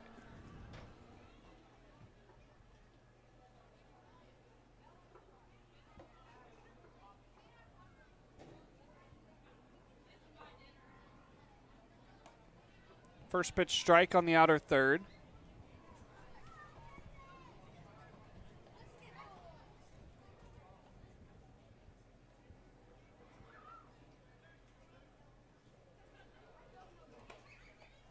Count now even. Marvel at what the weather can do. Of course, I'm from Nebraska, and we have rainbows, but just a different climate out here. 1-1 pulled foul. And I'm sure if I went about 50 or 60 miles to the west, it'd be a completely different climate. Yakima and the Yakima Valley in the rain shadow of the northern end of the Cascade Mountain Range. 1-2 poked out of play. It'll be fun when we go to Bend tomorrow. Chance to see some more of the range. Pippins have seen as far south as Mount Hood on their trip to Portland and Ridgefield. But Bend, situated just directly east of the Three Sisters. That'll be cool. Anticipating the trip tomorrow. First, we got baseball to play tonight, the 2-2. Another one out of play. Shebler putting up a good fight.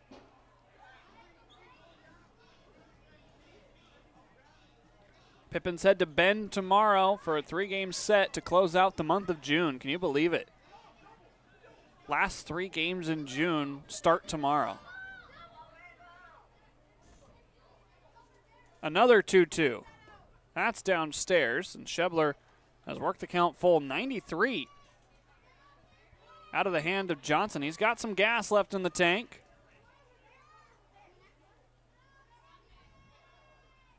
As now he's ready with his payoff pitch here in the bottom of the 5th inning. Goes with the breaking ball, and Shebler grounds it to Ferrajaro. Easily on to first to retire the side. We're through 5. Corvallis 4, Yakima Valley 1.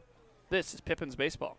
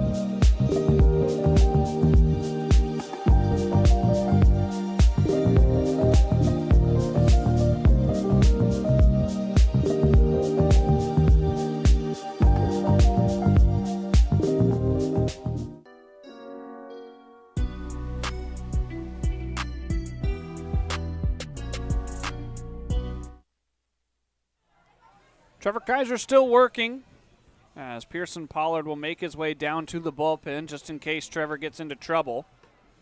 Kaiser has worked 2 1/3 scoreless after Ethan Salscheider went 2 2/3, gave up 3 hits, 4 runs, 2 of them were earned, a walk and 3 strikeouts in his return to the Orchard.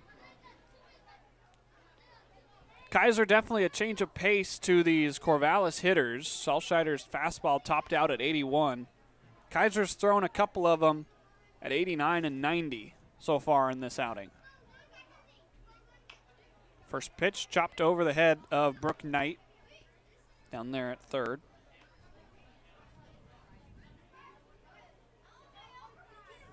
Coach Knight, like I mentioned in the previous half inning, 17 years at the helm of the Corvallis Knights. Pitch misses outside.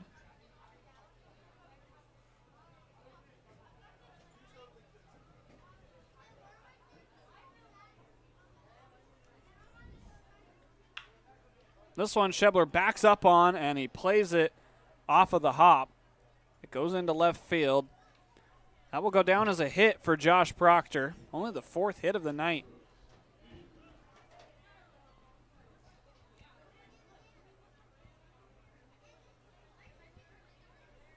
Now the 9th man, Brooks Avery, getting ready to step up. The West Coast League is 20 years old this year. Avery squares to bunt, but he pushes it foul. The Knights have been around for that long and longer. Founded in '99. First season in 2000 with the Pacific International League. Played their first 5 seasons in the PIL before moving to the West Coast League, where they've been ever since. Pushed over to Shebler, plays it. Good throw over to first. Successful sacrifice for Brooks Avery.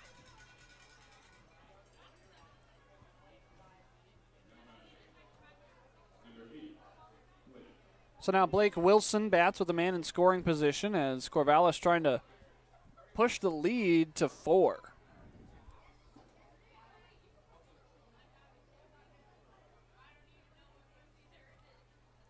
Corvallis has been very good since joining the West Coast League.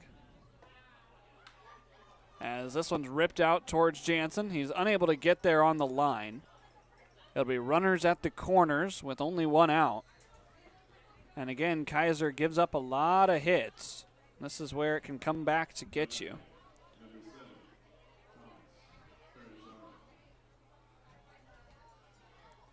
Of course, the team wasn't always in Corvallis. At one point,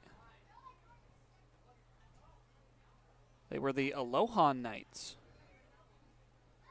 before relocating to Corvallis. First pitch downstairs. Played in the Portland metro area. Part of that founding group that started the West Coast League. Bunt popped down the first base line, and Gullo's going to take it himself. The run will score. Back-to-back sacrifice bunts pushes across the 5th run of the ball game for Corvallis.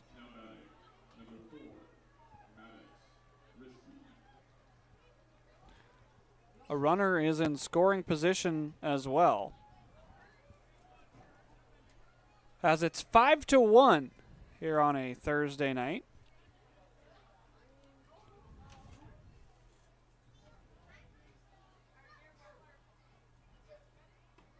First pitch, a strike to Maddox Risky.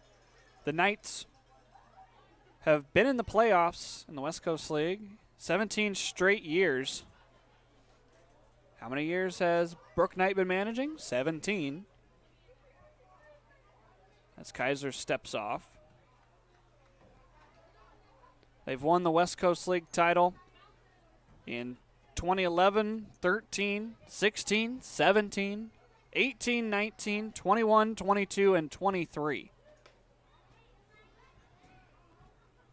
Before ultimately losing in the division game against the Portland Pickles last year, as the Pickles went en route to their first West Coast League title.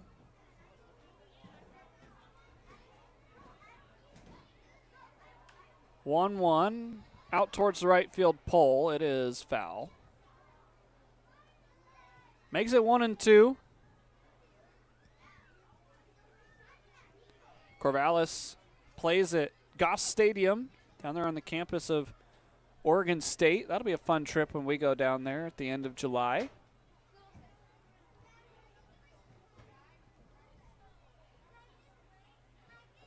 One, two. Another one foul. No longer the farthest south in the West Coast League South Division, as Salem in that same general area.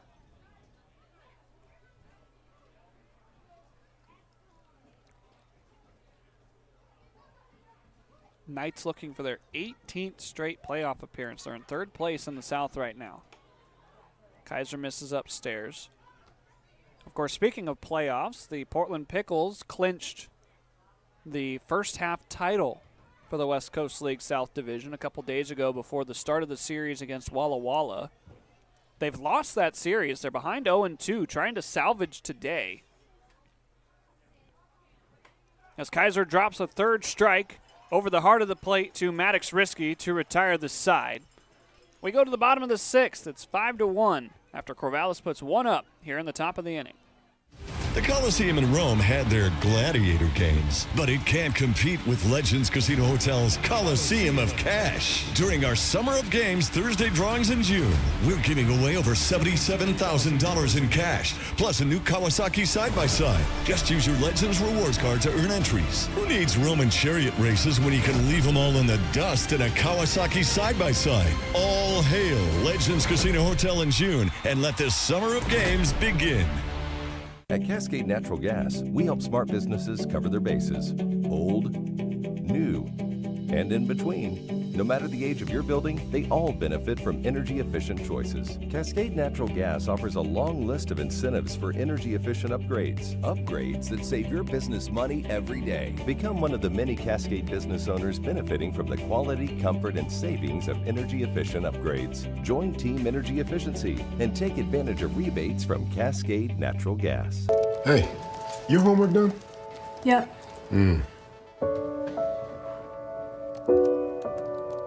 Hey, is your homework done? This kinda is homework.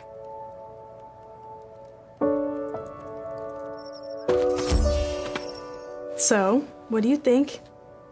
I'm so proud of you. Can I play some more? Is all your work done? Washington's Lottery is a proud partner in the goal to promote college and career training. Each time you play, you're helping students statewide.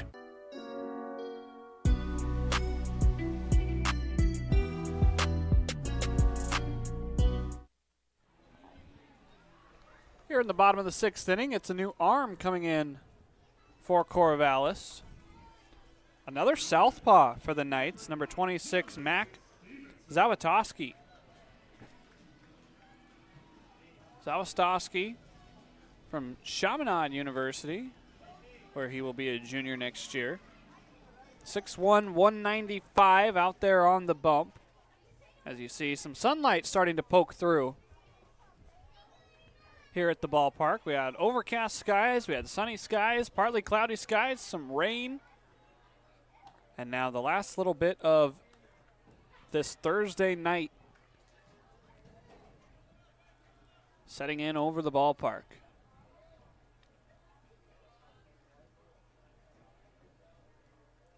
It's 1-1 to Jared Stevenson, who struck out back in the 3rd inning.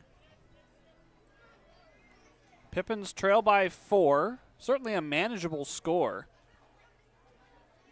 Corvallis has just slowly added on to their lead since scoring 2 in the 1st inning. Stevenson flies one out towards the pole in right field. Chasing it over is Proctor. In foul territory, he makes the grab, fighting the sun. That is out number 1.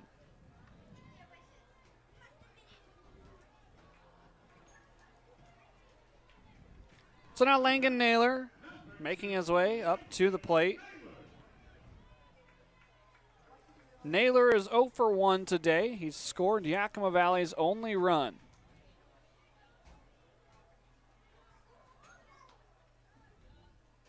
First pitch outside. Naylor and the rest of the home plate crew in shadow. Everybody else in sunlight except for the left fielder.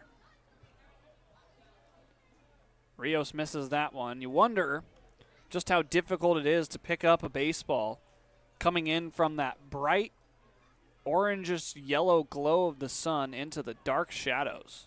It's kind of a weird lighting here at the ballpark right now. Naylor takes strike 1. On almost any afternoon, there are shadows to deal with here at Yakima County Stadium, but these are seemingly different than the others as Naylor pushes one foul.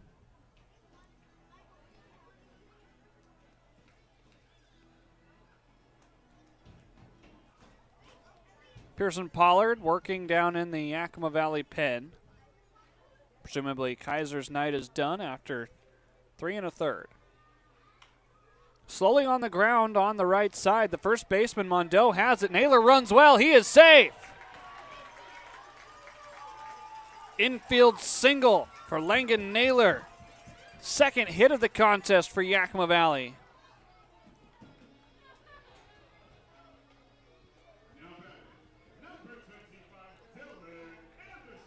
Now Dylan Anderson trying to get a chunk of the 4 runs back here.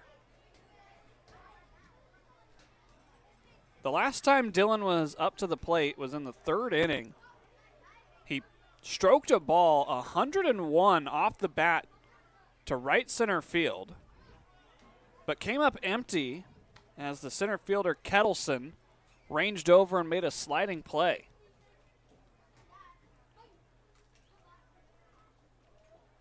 You talk about hitting a ball hard, as it looks like we're going to get a mound visit here from Spencer Scott. Anderson is 0 for 1 today with that flyout. He also was hit by a pitch and was stranded at third base.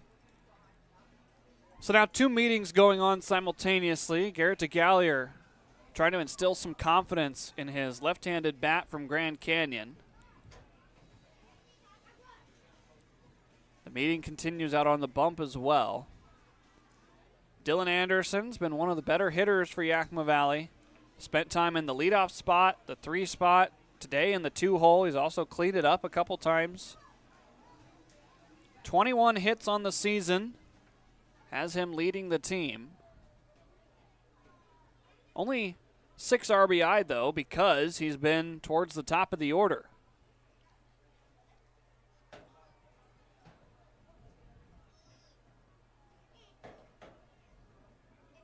Naylor with a lead at first as Anderson has an excuse-me swing that goes over the net to make the count 0-2. Tried to lay off of the pitch that was high and tight, but could not.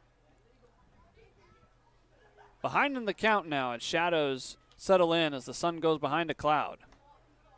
Breaking ball too far inside.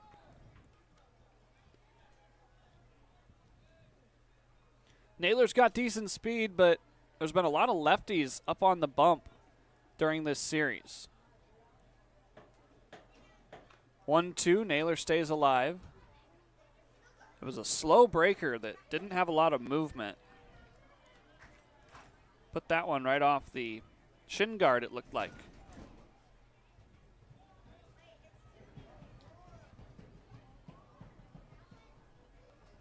Count remains a ball and 2 strikes.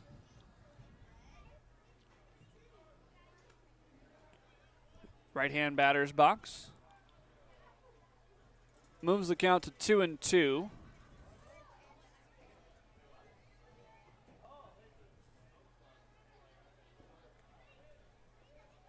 Zawistowski trying to work out of the 1-out single. Swing and a miss. Anderson down, and there's 2 away.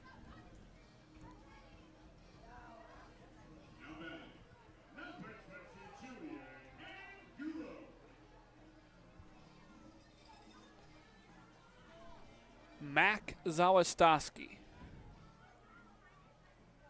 native of Trabuco Canyon, California.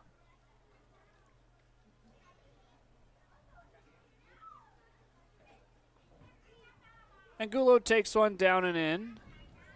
And what's the caller that got him? They're going to say Angulo was clipped in the foot. And now Brooke Knight out to argue that. 2 base runners are on. Brooke Knight definitely unsatisfied with whatever answer Hudson Boucher gave him. He's not yet left the field. Has some parting words. And now Gage Reeser strolling up to the dish.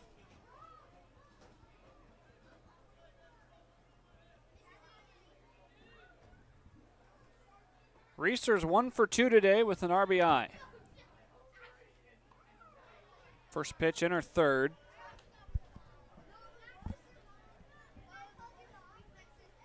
Reeser's got 3 triples in 4 games here during the homestand. Let's see if he can find the outfield grass. Another pitch inside, but that one was called a ball.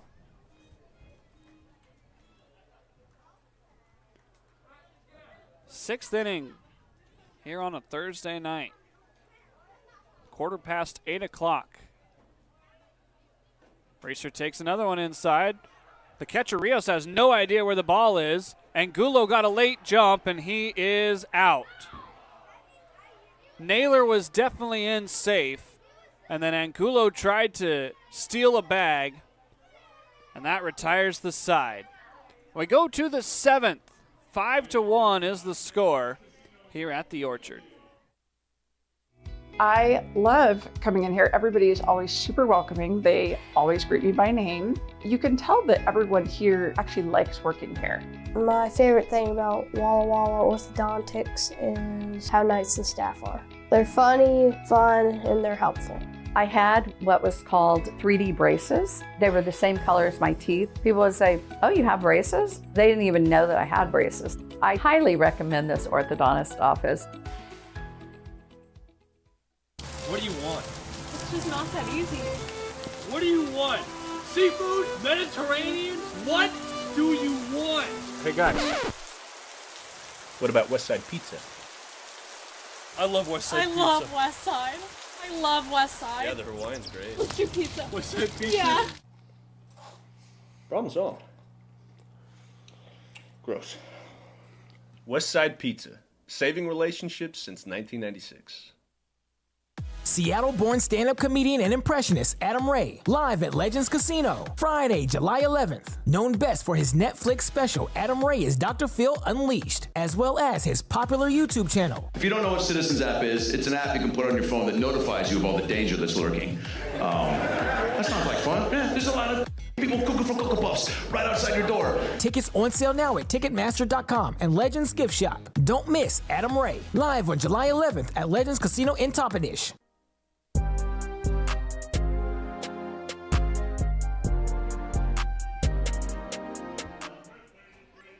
Pearson Pollard makes his way to the pitching mound for Yakima Valley after Trevor Kaiser was able to go 3 1/3, give up 3 hits, 1 run, 2 walks, and 2 strikeouts. Pearson, a native of Houston, Texas, has a 1-1 record through 6 games with Yakima Valley. Tattooed the last time he pitched, 5 runs given up through 2 innings worked on only 1 hit. But the previous 5 games before that, a combined 2 runs given up over more than 10 innings of relief. Misses high and away for the first pitch to Xavier Rios, who caught Julian Angulo trying to advance after Langan Naylor had made it all the way to third. A wave and a miss. Let's take a look at some of the scores around the league. Bend and Marion are currently scoreless in the bottom of the 5th. That game being played in Salem.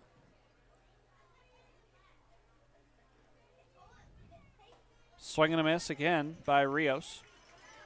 Closer contest in Walla Walla. Portland leads it 4-3, trying to salvage that series. Bottom of the 6th inning, 2-1. Kelowna over Kamloops. 1-2. That one spins back across the plate. First strikeout for Pearson Pollard. 1 away here in the 7th.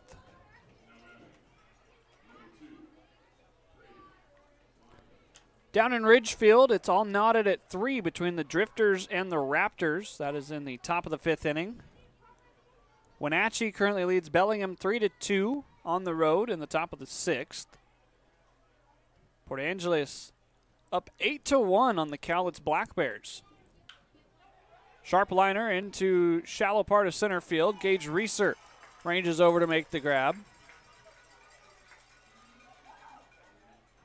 And the only other game that was scheduled to go tonight was Edmonton at Victoria, but that game has been suspended with Victoria leading 2-0 due to rain.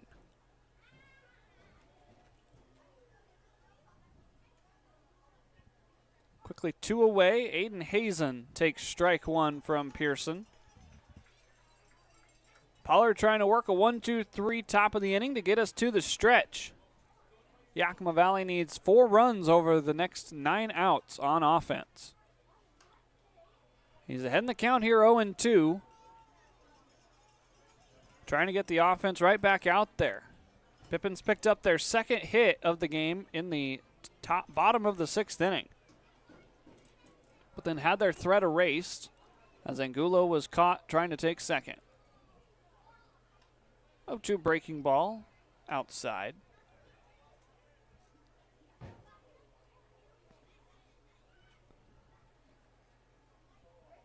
Hazen on the night is 0 for 3. Now he's 0 for 4. A pair of strikeouts here in the top of the 7th sends us to the stretch. Pearson Pollard, a 1-2-3 frame. We'll be back on offense in the bottom of the 7th after the 7th inning stretch.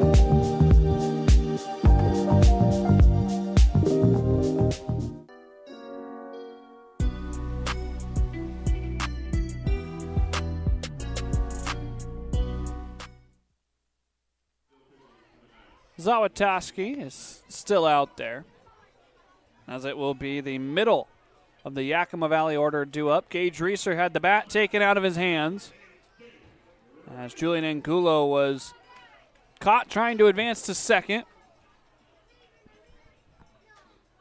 Reeser still 1 for 2 today with an RBI.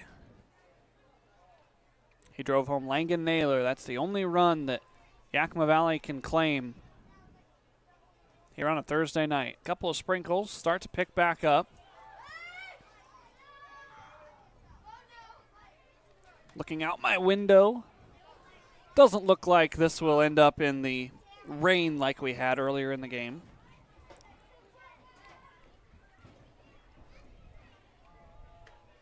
The 0-1, did Reeser go around? Yes, he did, said Jacob Fisher. Count now 0-2. Reeser trying to find a way on. Pippins trail by 4.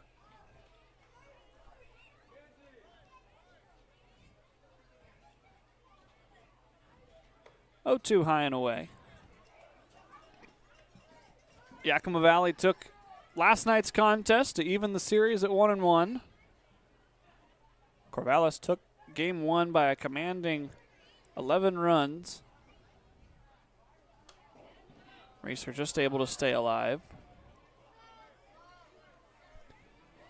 Winner of this game would win the first series. Of course, these two teams will play again towards the end of the month of July, from July 25th to 27th, down in Corvallis. 1-2. Reeser chops it out to short. Wilson charging. Wilson throws. Just in time. Reeser runs well, but it was a better play by Wilson on defense.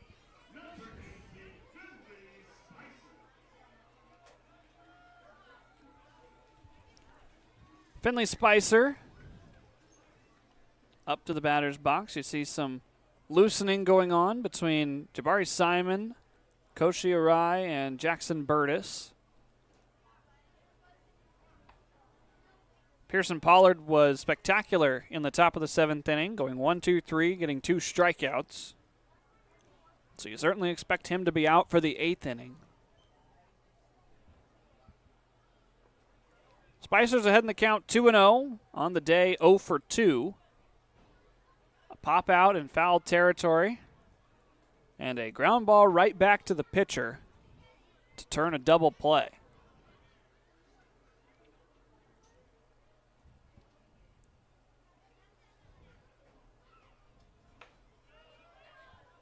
Zawastowski is unable to find the strike zone here early. I would expect Spicer to be very cautious with this next pitch. taking all the way and saw a strike. Moves the count to 3-1. Cole Hansen waiting on deck. 3-1 misses inside. So Spicer's aboard for the first time today. Yakima Valley with another one-out base runner.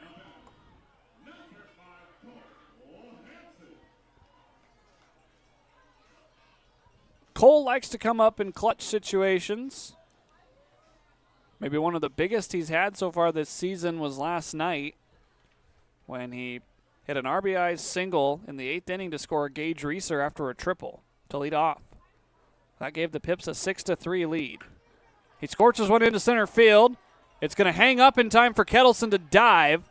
Spicer has to hurry back to the bag, but the throw pulls Morondeau off. Hard hit again by a Pippins bat, and they come up empty. That one was 96.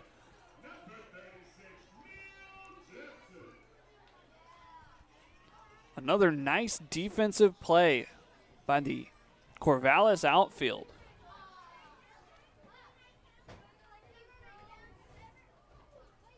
Now the last hope here in the 7th inning is Neil Jansen, who's 0 for 2 with a pair of strikeouts. Jansen attends San Jose State. Native of Cypress, California. Has seen his time in the outfield cut just a little bit with the return of Finley Spicer to full health. Jared Stevenson can play both left and center. Now with Jaden St. Cyr off the roster, Stevenson will occupy center most nights. Anderson's been the mainstay in right field, and so Jansen and Spicer kind of have to split the time on defense in left field. 3-0 made him throw a strike. Zawistowski trying to get through 2 innings in relief of Zach Johnson. 3-1, fouled off. So now the count runs full. Finley Spicer is going to get a head start over at first base.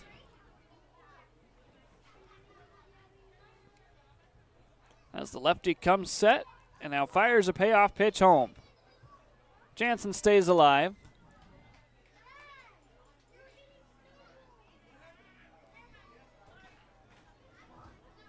Neal looking for his 15th hit of the season in his 15th game.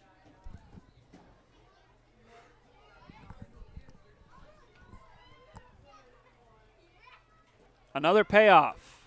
Again, fouling at the plate. There is action down in the Corvallis pen. That appears to be Parker Warner, who came into right field last night after the injury to Brubaker. Payoff is ripped through the left side. You know Charlie would love to put something in the outfield and give Spicer a chance to run. Charlie swings that torpedo bat. Lefty-lefty matchup. This is the first time that Shebler has faced Zawistowski today.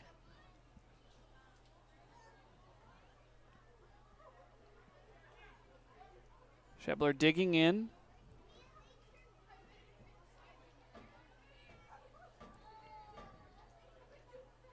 (1-0), softly back to the pitcher again. A looping throw retires the side. Yakima Valley has just been unable to put the ball where the defense ain't. We go to the 8th inning, 5-1 here at the Orchard. The Coliseum in Rome had their gladiator games, but it can't compete with Legends Casino Hotel's Coliseum of Cash. During our Summer of Games Thursday drawings in June, we're giving away over $77,000 in cash, plus a new Kawasaki side-by-side. Just use your Legends rewards card to earn entries. Who needs Roman chariot races when you can leave them all in the dust in a Kawasaki side-by-side? All hail Legends Casino Hotel in June, and let this Summer of Games begin. At Cascade Natural Gas, we help smart businesses cover their bases. Old, new, and in between. No matter the age of your building, they all benefit from energy-efficient choices. Cascade Natural Gas offers a long list of incentives for energy-efficient upgrades. Upgrades that save your business money every day. Become one of the many Cascade business owners benefiting from the quality, comfort, and savings of energy-efficient upgrades. Join Team Energy Efficiency and take advantage of rebates from Cascade Natural Gas. Hey, your homework done? Yep.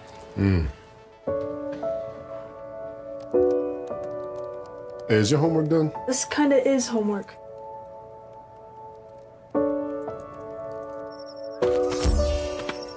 So, what do you think? I'm so proud of you. Can I play some more? Is all your work done? Washington's Lottery is a proud partner in the goal to promote college and career training. Each time you play, you're helping students statewide.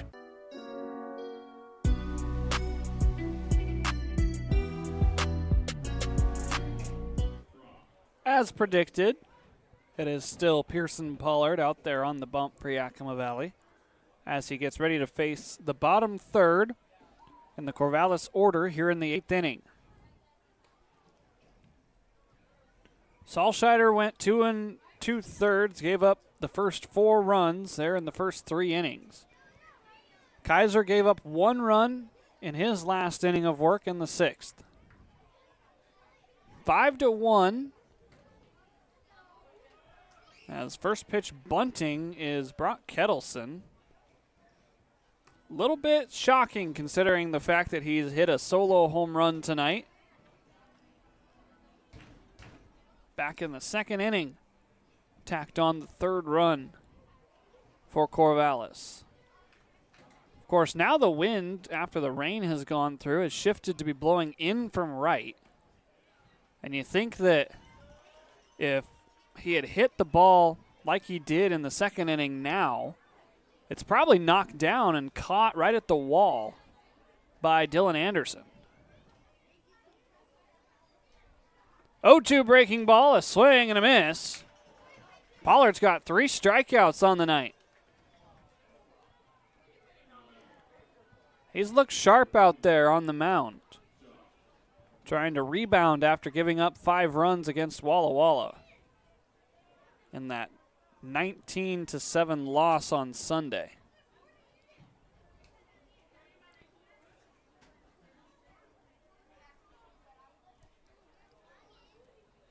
Joshua Proctor sees one down at his feet.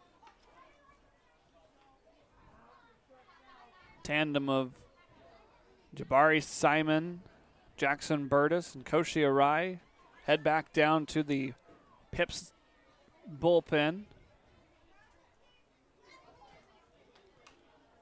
1-0 out of play, foul. Nobody's been throwing, but just trying to stay ready. You see the starting pitcher, Ethan Salscheider, down there as well. Pollard's behind in the count, 2-1. His bread and butter pitch has been that breaking ball. He features anywhere from as high as 80 to the mid-70s. Speeds him up with a fastball there that Proctor is late on.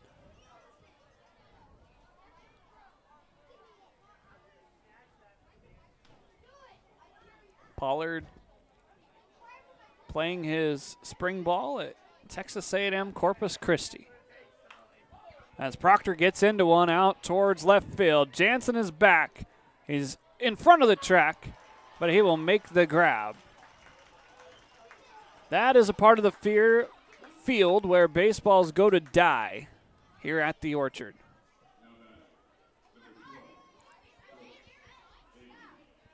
You're going to have to get it out near the poles.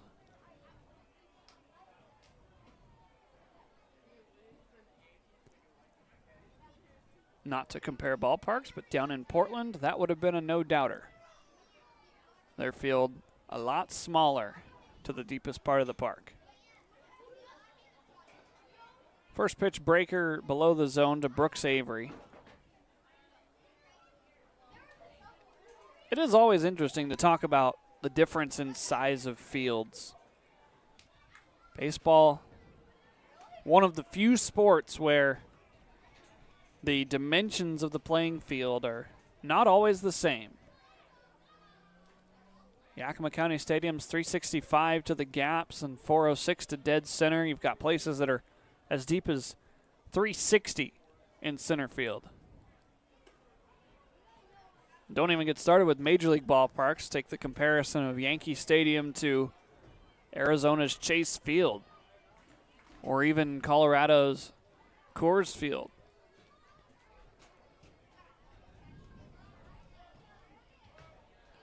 Every other sport has a standardized field. Football's the same, basketball's the same, volleyball, tennis.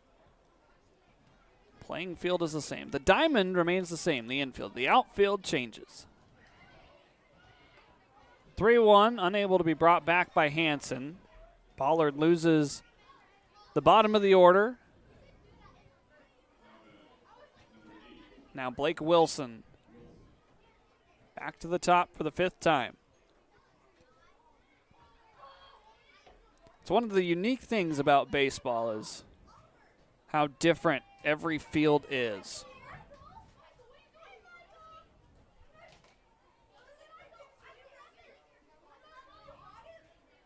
It's part of the reason why I think I like this game. You can say things like, in X ballparks, that would have been a home run. I think that's one of my favorite statistics to look at in a Major League game as the throw goes over to first. Of course, not an official statistic, but the Would It Dong accounts that say how many ballparks a fly ball would have been gone in.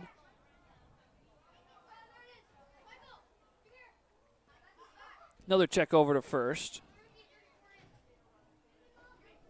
Makes you appreciate the guys that have success on offense in the bigger ballparks, that's for sure.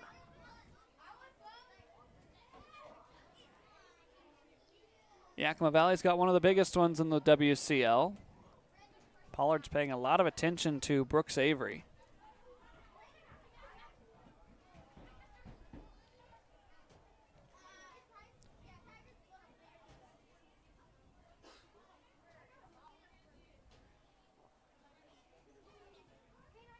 Oh, 1 finally comes home. It is outside for ball 1.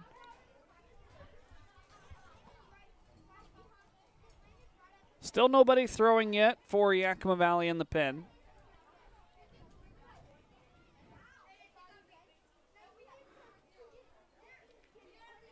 So far, this is Pollard's inning to get out of. Cut and missed by Blake Wilson. One more strike left to get for Pearson.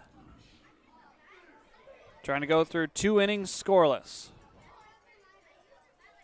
Turn it back over to the offense.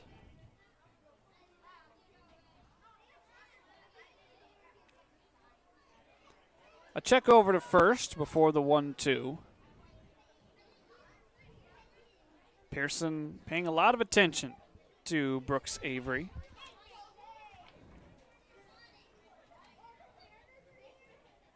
On the season, has 11 stolen bases, so understandably paying attention, as he's going to get a free 90 here and maybe a free 180. Hansen gets back to it in time to prevent Avery from going to third. Pollard needs one more strike to get out of the inning.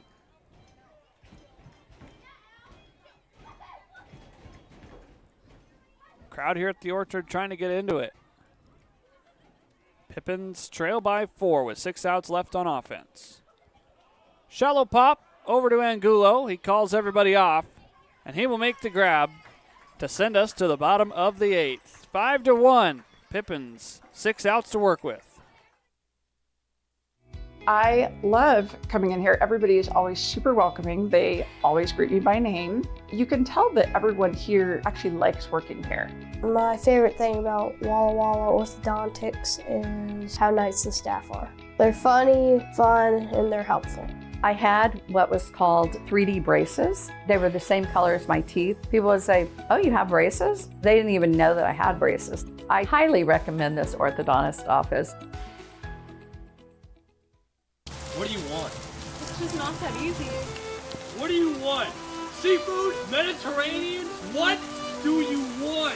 Hey guys, what about West Side Pizza? I love West Side Pizza. I love West Side.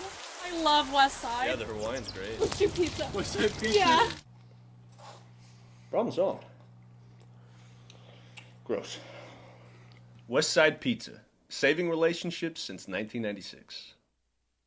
Seattle-born stand-up comedian and impressionist Adam Ray, live at Legends Casino, Friday, July 11th. Known best for his Netflix special, Adam Ray is Dr. Phil Unleashed, as well as his popular YouTube channel. If you don't know what Citizens app is, it's an app you can put on your phone that notifies you of all the danger that's lurking. That sounds like fun. Yeah, there's a lot of people cooking for Cocoa Puffs right outside your door. Tickets on sale now at Ticketmaster.com and Legends Gift Shop. Don't miss Adam Ray, live on July 11th at Legends Casino in Toppenish.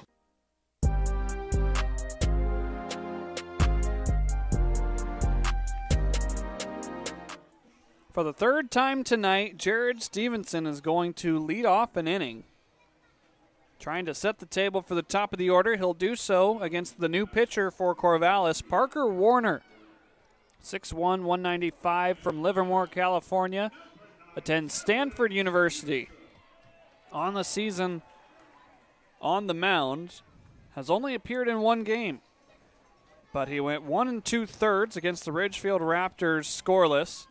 Did not allow a hit and struck out 2 to earn a 5-4 victory, improving his record to 1-0. He also came in on defense in the 8th inning of yesterday's contest after Brubaker collided with his center fielder Wilson and then got to hit once.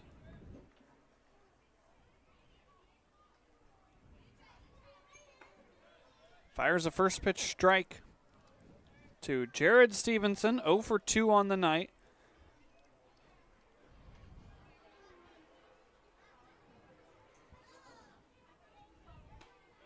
Quickly behind 0-2. Jared, another center fielder for Yakima Valley that is definitely more well known for his glove. Only been with the team for 6 games. So understandably, the batting average a little bit lower than he would want. Came into today at 133. That has since dropped.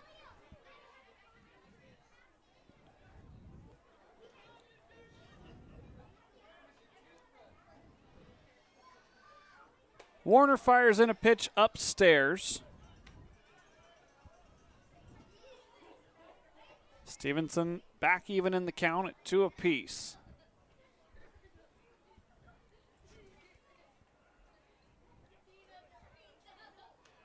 Fouls this one back to the screen. Keeps the count at 2-2. Corvallis looking for their 40th win all time against the Pippins.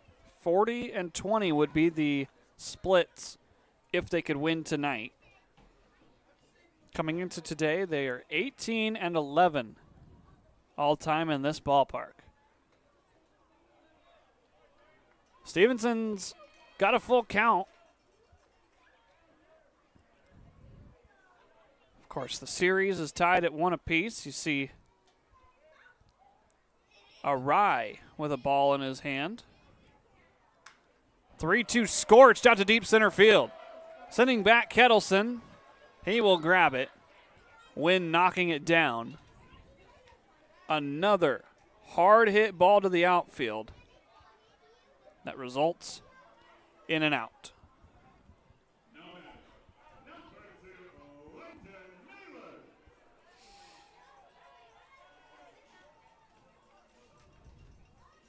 So now Langan Naylor bats for the fourth time.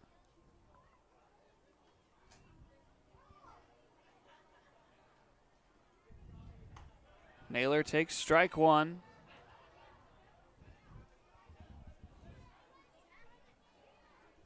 Made a couple of nice plays on defense. He's also committed an error. Trying to continue to make up for it. He's 1 for 2 tonight with a run scored, the only run that has come across in the ballgame.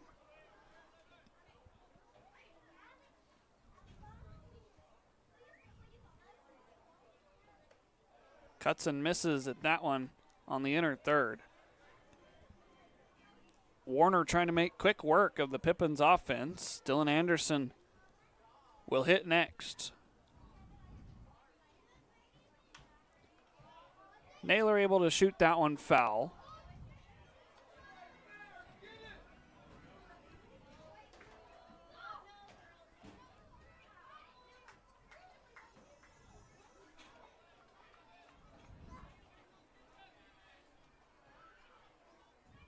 One, two, that's called strike three. It's dropped by Rios. The throw is completed over to first for out number 2. Not very often do you see a called strike three that gets dropped and has to be completed. A lot of spin on that fastball from Parker Warner. Anderson grounds one foul past Eddie Kribbe at the first base coaching box. Dylan's 0 for 2 today.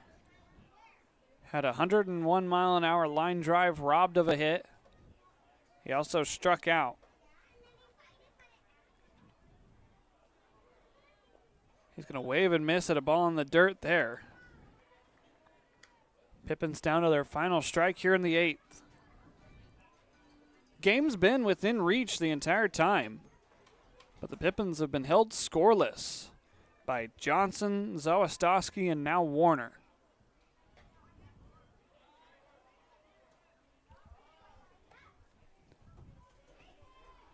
Two runs in the first, one in the second, one in the third, and one in the 6th for Corvallis. One run in the bottom of the first for Yakima Valley. A 1-2 cut on and missed. Back-to-back strikeouts in the frame from Warner. And we go to the final inning. 5-1 is the score here in Yakima. I love coming in here. Everybody is always super welcoming. They always greet me by name. You can tell that everyone here actually likes working here. My favorite thing about Walla Walla Orthodontics is how nice the staff are. They're funny, fun, and they're helpful. I had what was called 3D braces. They were the same color as my teeth. People would say, "Oh, you have braces?" They didn't even know that I had braces. I highly recommend this orthodontist office. What do you want? It's just not that easy. What do you want? Seafood? Mediterranean? What do you want? Hey guys, what about Westside Pizza? I love Westside Pizza. I love West Side. I love West Side. Yeah, the Hawaiian's great. What's your pizza? Westside Pizza? Yeah. Problem solved. Gross. Westside Pizza, saving relationships since 1996. Seattle-born stand-up comedian and impressionist Adam Ray, live at Legends Casino, Friday, July 11th. Known best for his Netflix special, Adam Ray is Dr. Phil Unleashed, as well as his popular YouTube channel. If you don't know what Citizens app is, it's an app you can put on your phone that notifies you of all the danger that's lurking. That sounds like fun. Yeah, there's a lot of people cooking for Cocoa Puffs right outside your door. Tickets on sale now at Ticketmaster.com and Legends Gift Shop. Don't miss Adam Ray, live on July 11th at Legends Casino in Toppenish.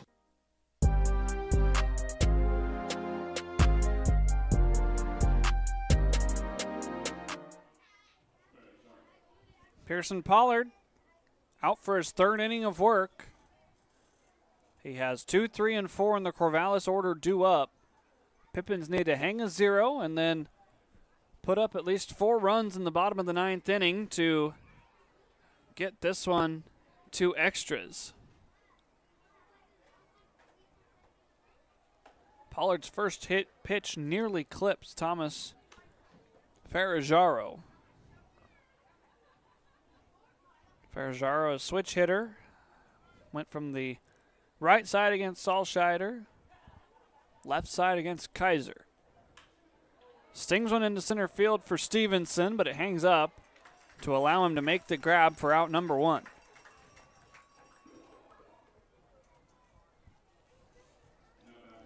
Maddox Risky, 1 for 4 tonight with a single back in the 3rd inning.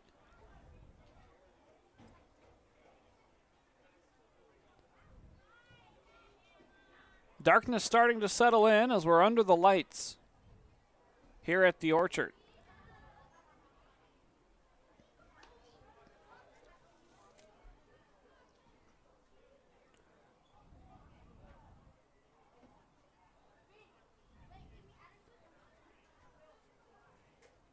Pitch nearly clips Maddox Risky. They appeal down to first. He did not swing. Pearson's been asked to go multiple innings in most of his outings. In fact, he has gone about an average of 2 innings every time in relief. Shortest outing was an inning and 2/3. Longest outing was 3 against Ridgefield. He also went 3 against Walla Walla on June 4th. Fires in a strike to move the count to 3-1. Pollard took the win in that Walla Walla game that Yakima Valley won 13-5. Came in and the Pippins offense got a lot of late production. Ground ball on the left side. Naylor's able to keep it on the infield. I'm going to assume they're going to rule that a hit. They do. That's the right call. Naylor had to go a long way, and it would have been a tough throw across. And so Corvallis picks up its 7th hit of the contest. And Xavier Rios back into that right-hand batter's box. Pollard's breaking ball stayed upstairs. As Eddie Kribbe going to head out to the mound, chat with his infield defense. Jackson Burtis is starting to throw off of the mound down in the bullpen. He is certainly hoping to only come in an if necessary situation. You'd love to see Pollard get the last 2 outs here in the game and then force the game to be extended after his offense scores 4 runs in the bottom of the 9th.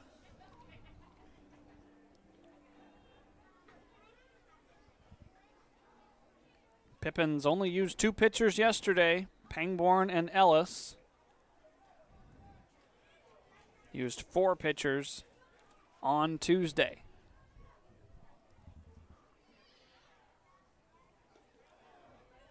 Pollard fires in a pitch that danced down below the zone.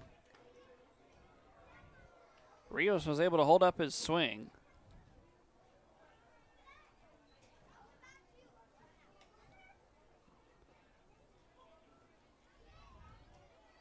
It's 2-0 here to the Corvallis catcher. That one's a strike.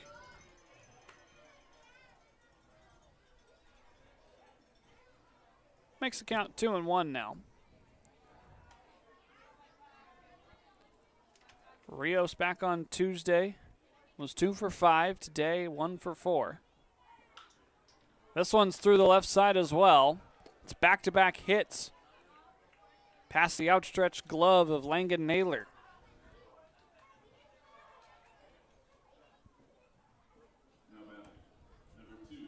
Couple of heads turned to look down towards the bullpen to see how hot Jackson Burtis is.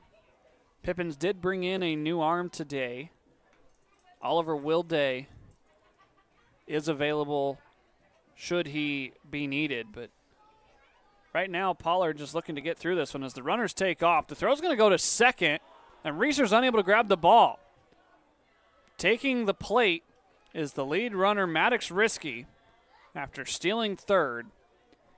And it's 6-1. They have to give an error to Cole Hansen on the throw, you would think. Either way, a run comes across here in the ninth.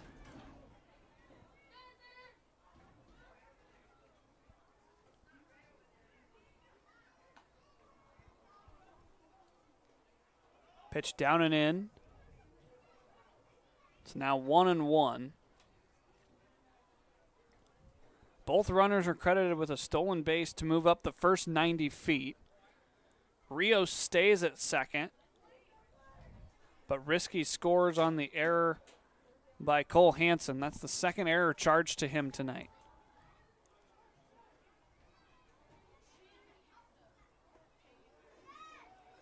It's now 2-1, and so the task just got one run harder.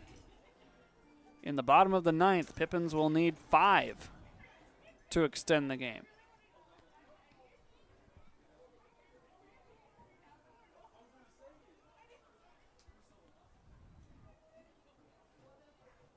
Pollard's 2-1 is all the way to the backstop. Now another insurance run 90 feet away for Corvallis. That is a wild pitch.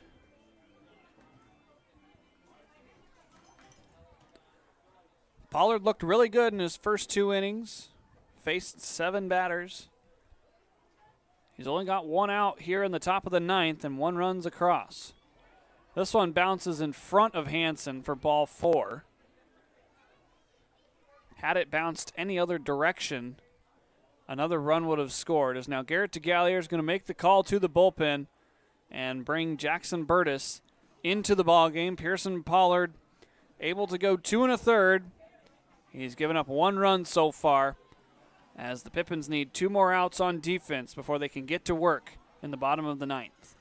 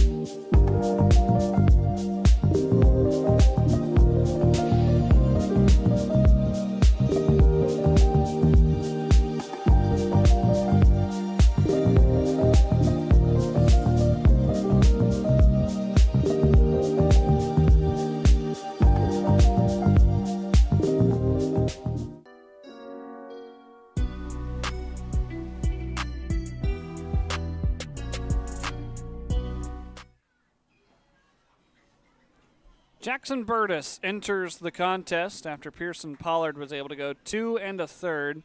Gave up 2 hits, 2 walks, and 3 strikeouts. To this point, only 1 run has been charged to his name, but the 2 runners on the base paths are his responsibility. As Jackson Burtis will be tasked with the final 2 outs here in the top of the ninth. He's got a .450 ERA through 6 games worked, 6 innings in those 6 games, 3 strikeouts to 4 walks, 8 hits allowed. Last time out against these Corvallis Knights back on Tuesday, went an inning scoreless, gave up a hit, but that was it. Only faced 3 batters. He will face Aiden Hazen first, and then Brock Kettleson. And then, if necessary, he will face Joshua Proctor. Burtis 6'4", 215 from Maple Valley, Washington.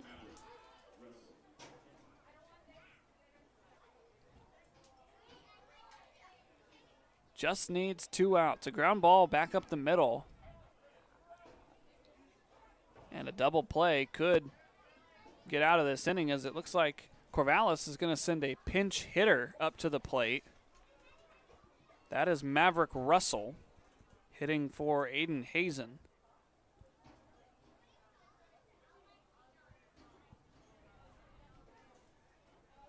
First pitch pulls Hansen out of his crouch. So Hazen will end his night 0 for 4. The Knights bring in a left-handed hitting bat to face the right-handed throwing Jackson Burtis. Behind in the count, 2-0.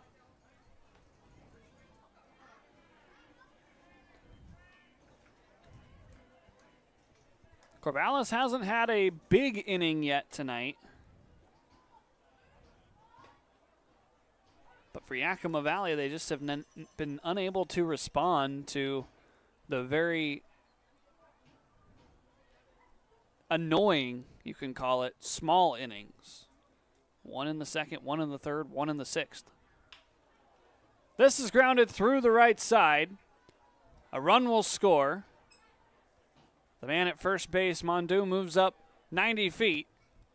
It's now 7-1. That run belongs to Pearson Pollard.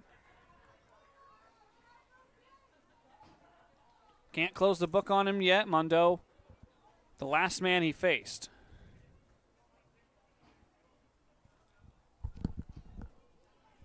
So Brock Kettleson will hit with only 1 out. Force play anywhere but home. Sticks a strike on the outer third. It's 0-1.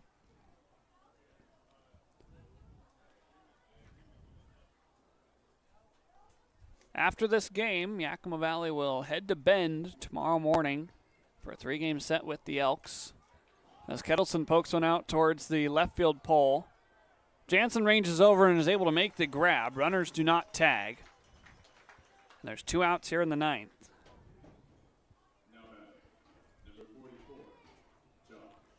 For Corvallis, after they're done here in Yakima, they will head back home to start a 3-game set with the Cowlitz Black Bears. Proctor waves and misses at the first pitch. Cowlitz will have those 3 with the Black Bears. And then they will have a standalone Monday game on the road against the Marion Berries before playing a non-league contest against Gunderson Baseball, and then getting their first day off since June 10th on July 2nd. That's ridiculous. They'll have played 20 games in 20 days by the time July 1st rolls around. They will get all 4 of their Mondays in July off, but their last off day is July 28th, and then right into the last 2 weeks of the season. That's crazy. 20 games in 20 days. 1-2 drops in for strike 3. Corvallis tallies 2 more to make the lead now 7-1. Pippins need 6 to tie, 7 to walk it off in the bottom of the 9th. The Coliseum in Rome had their gladiator games, but it can't compete with Legends Casino Hotel's Coliseum of Cash. During our Summer of Games Thursday drawings in June, we're giving away over $77,000 in cash, plus a new Kawasaki side-by-side. Just use your Legends Rewards card to earn entries. Who needs Roman chariot races when you can leave them all in the dust in a Kawasaki side-by-side? All hail Legends Casino Hotel in June, and let this Summer of Games begin. At Cascade Natural Gas, we help smart businesses cover their bases. Old, new, and in between. No matter the age of your building, they all benefit from energy-efficient choices. Cascade Natural Gas offers a long list of incentives for energy-efficient upgrades. Upgrades that save your business money every day. Become one of the many Cascade business owners benefiting from the quality, comfort, and savings of energy-efficient upgrades. Join Team Energy Efficiency and take advantage of rebates from Cascade Natural Gas. Hey, your homework done? Yep.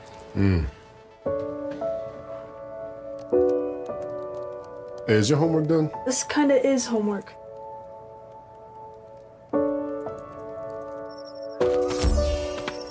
So, what do you think? I'm so proud of you. Can I play some more? Is all your work done? Washington's Lottery is a proud partner in the goal to promote college and career training. Each time you play, you're helping students statewide.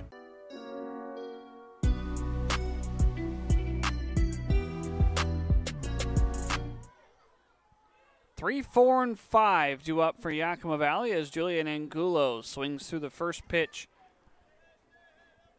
from Parker Warner. Was able to get a 1-2-3 eighth inning, looking to shut the door now with a 6-run cushion. Angulo pokes one right into the Corvallis dugout. Is everybody okay? Eddie Kribbe checking in on the Knights.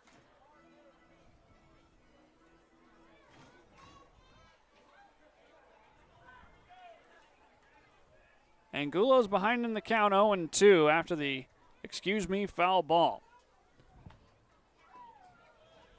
That one's downstairs. Angulo without a hit today. He had back-to-back multi-hit performances Tuesday and Wednesday. Sends this one out of play. Barring a extremely long inning, Angulo's multi-hit game streak will end as you see some action down in the Corvallis pen. Nate Marshall warming up just in case.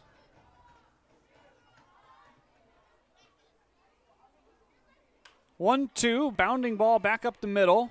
Deep in the hole is Ferrajaro. He throws the ball wide of first base. Rios backing it up prevents any further damage. Angulo will be aboard. They rule that a hit on the ranging play by Ferrajaro. And so at least Angulo's hitting streak continues.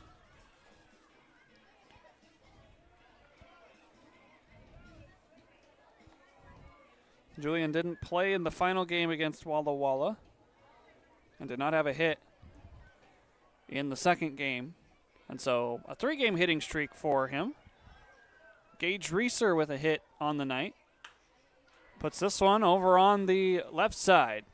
To second for one, Reeser runs well. And so the Pips stay out of the double play, but now down to their final 2 outs.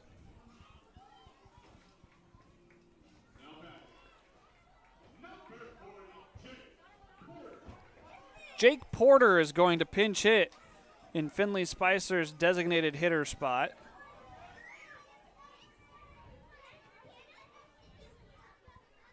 Porter has seen some action during the homestand. He got to play the second half of the game that Max Sinisak was ejected in.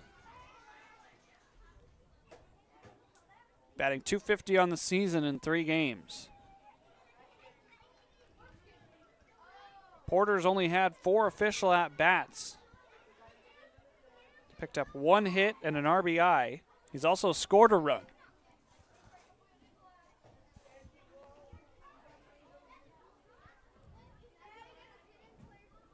(1-0) is yanked foul.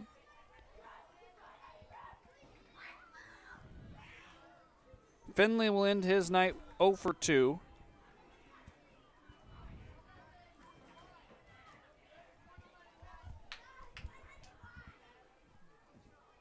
Pippins down to their final 2 outs.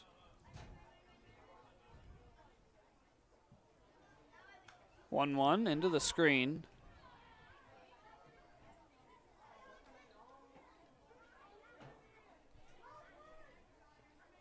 Porter spent this last spring with Santa Clara. Trying to spark a one-out rally here in the bottom of the 9th inning. Pippins have their backs against the wall, down by 6.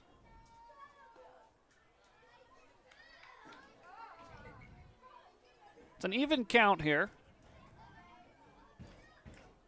Porter did draw a walk during that appearance against Walla Walla.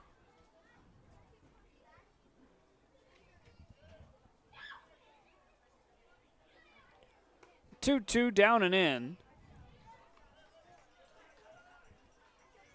Trying to put 2 aboard for Cole Hansen.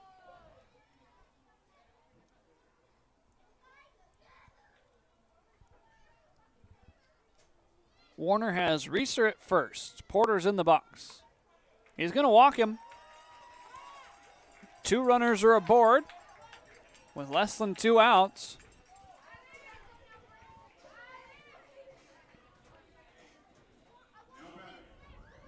Cole Hansen trying to keep the train moving. Hansen and then Neil Jansen due up here in this inning. Cole's 0 for 3 tonight. He is due. Pair of flyouts.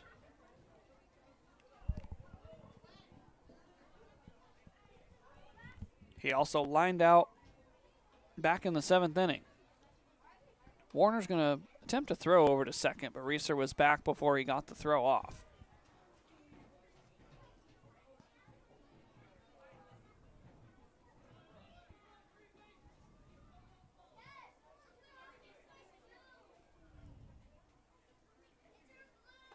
Oh, 1.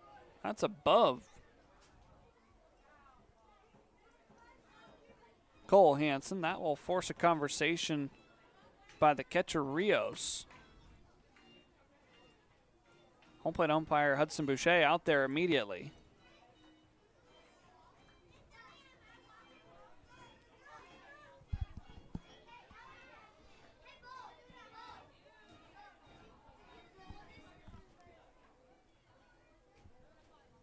Cole spent the spring with Oklahoma, but now committed to Cal Baptist, a lot closer to home, where he is expected to see a lot of time behind the dish.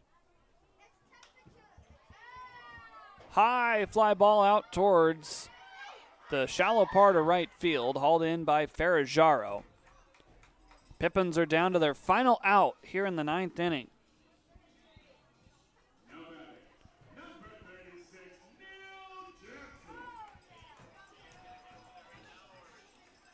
The Knights scored 4 runs in the first 3 innings, tacked on a run of insurance in the 6th, and 2 runs in the top of this inning. Yakima Valley scored 1 run way back in the first inning and have not had any production since. First pitch to Neil Jansen's dotted for a strike.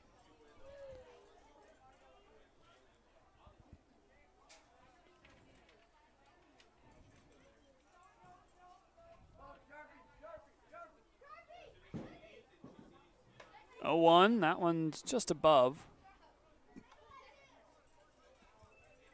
Makes it 1 ball, 1 strike. Barring a 6-run, 2-out rally, the Pippins will split the homestand, go 3-3. Popped up over by Ferrajaro. Now coming in is Proctor. He'll squeeze it to retire the final out of the ballgame. And the Corvallis Knights are victorious as they take the series over the Pippins 2-1 and take this game 7-1. Jansen popped it out into right field to end the game. We'll get you some numbers here on Pippins postgame part 1. Well, Gage Reeser was the only one able to drive home a run. Langan Naylor was the only one able to score tonight, as the Pippins offense sputtered tonight after putting up 6 runs yesterday. The homestand is split. 2 games, 1 against Walla Walla, 1 against Corvallis. The Pippins lost 1 to Walla Walla and just lost this series to Corvallis. But it's good to see the Pips pick up 3 wins after a little bit of a struggle on the road against Portland and Ridgefield. Yakima Valley drops now to 7-14 on the season. Corvallis improves to 13-10. Again, the Knights are back at home tomorrow against the Cowlitz Black Bears for a 3-game set.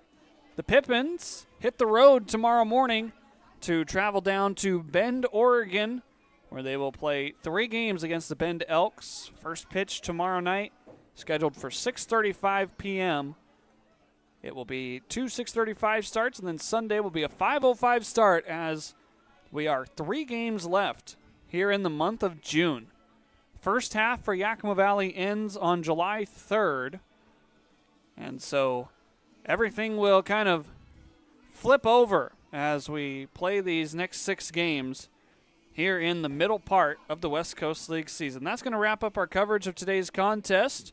For all of us involved with the Yakima Valley Pippins Ball Club and the broadcast, especially to Maddie and to Marcos for manning the crew this home series, I'm Harmon Johnson signing off for now, saying stay safe, have a great night, and we'll talk to you tomorrow from Bend, Oregon, 6:35 p.m. Final score again tonight. It's the Corvallis Knights 7, Yakima Valley Pippins 1. You've been watching Pippins Baseball.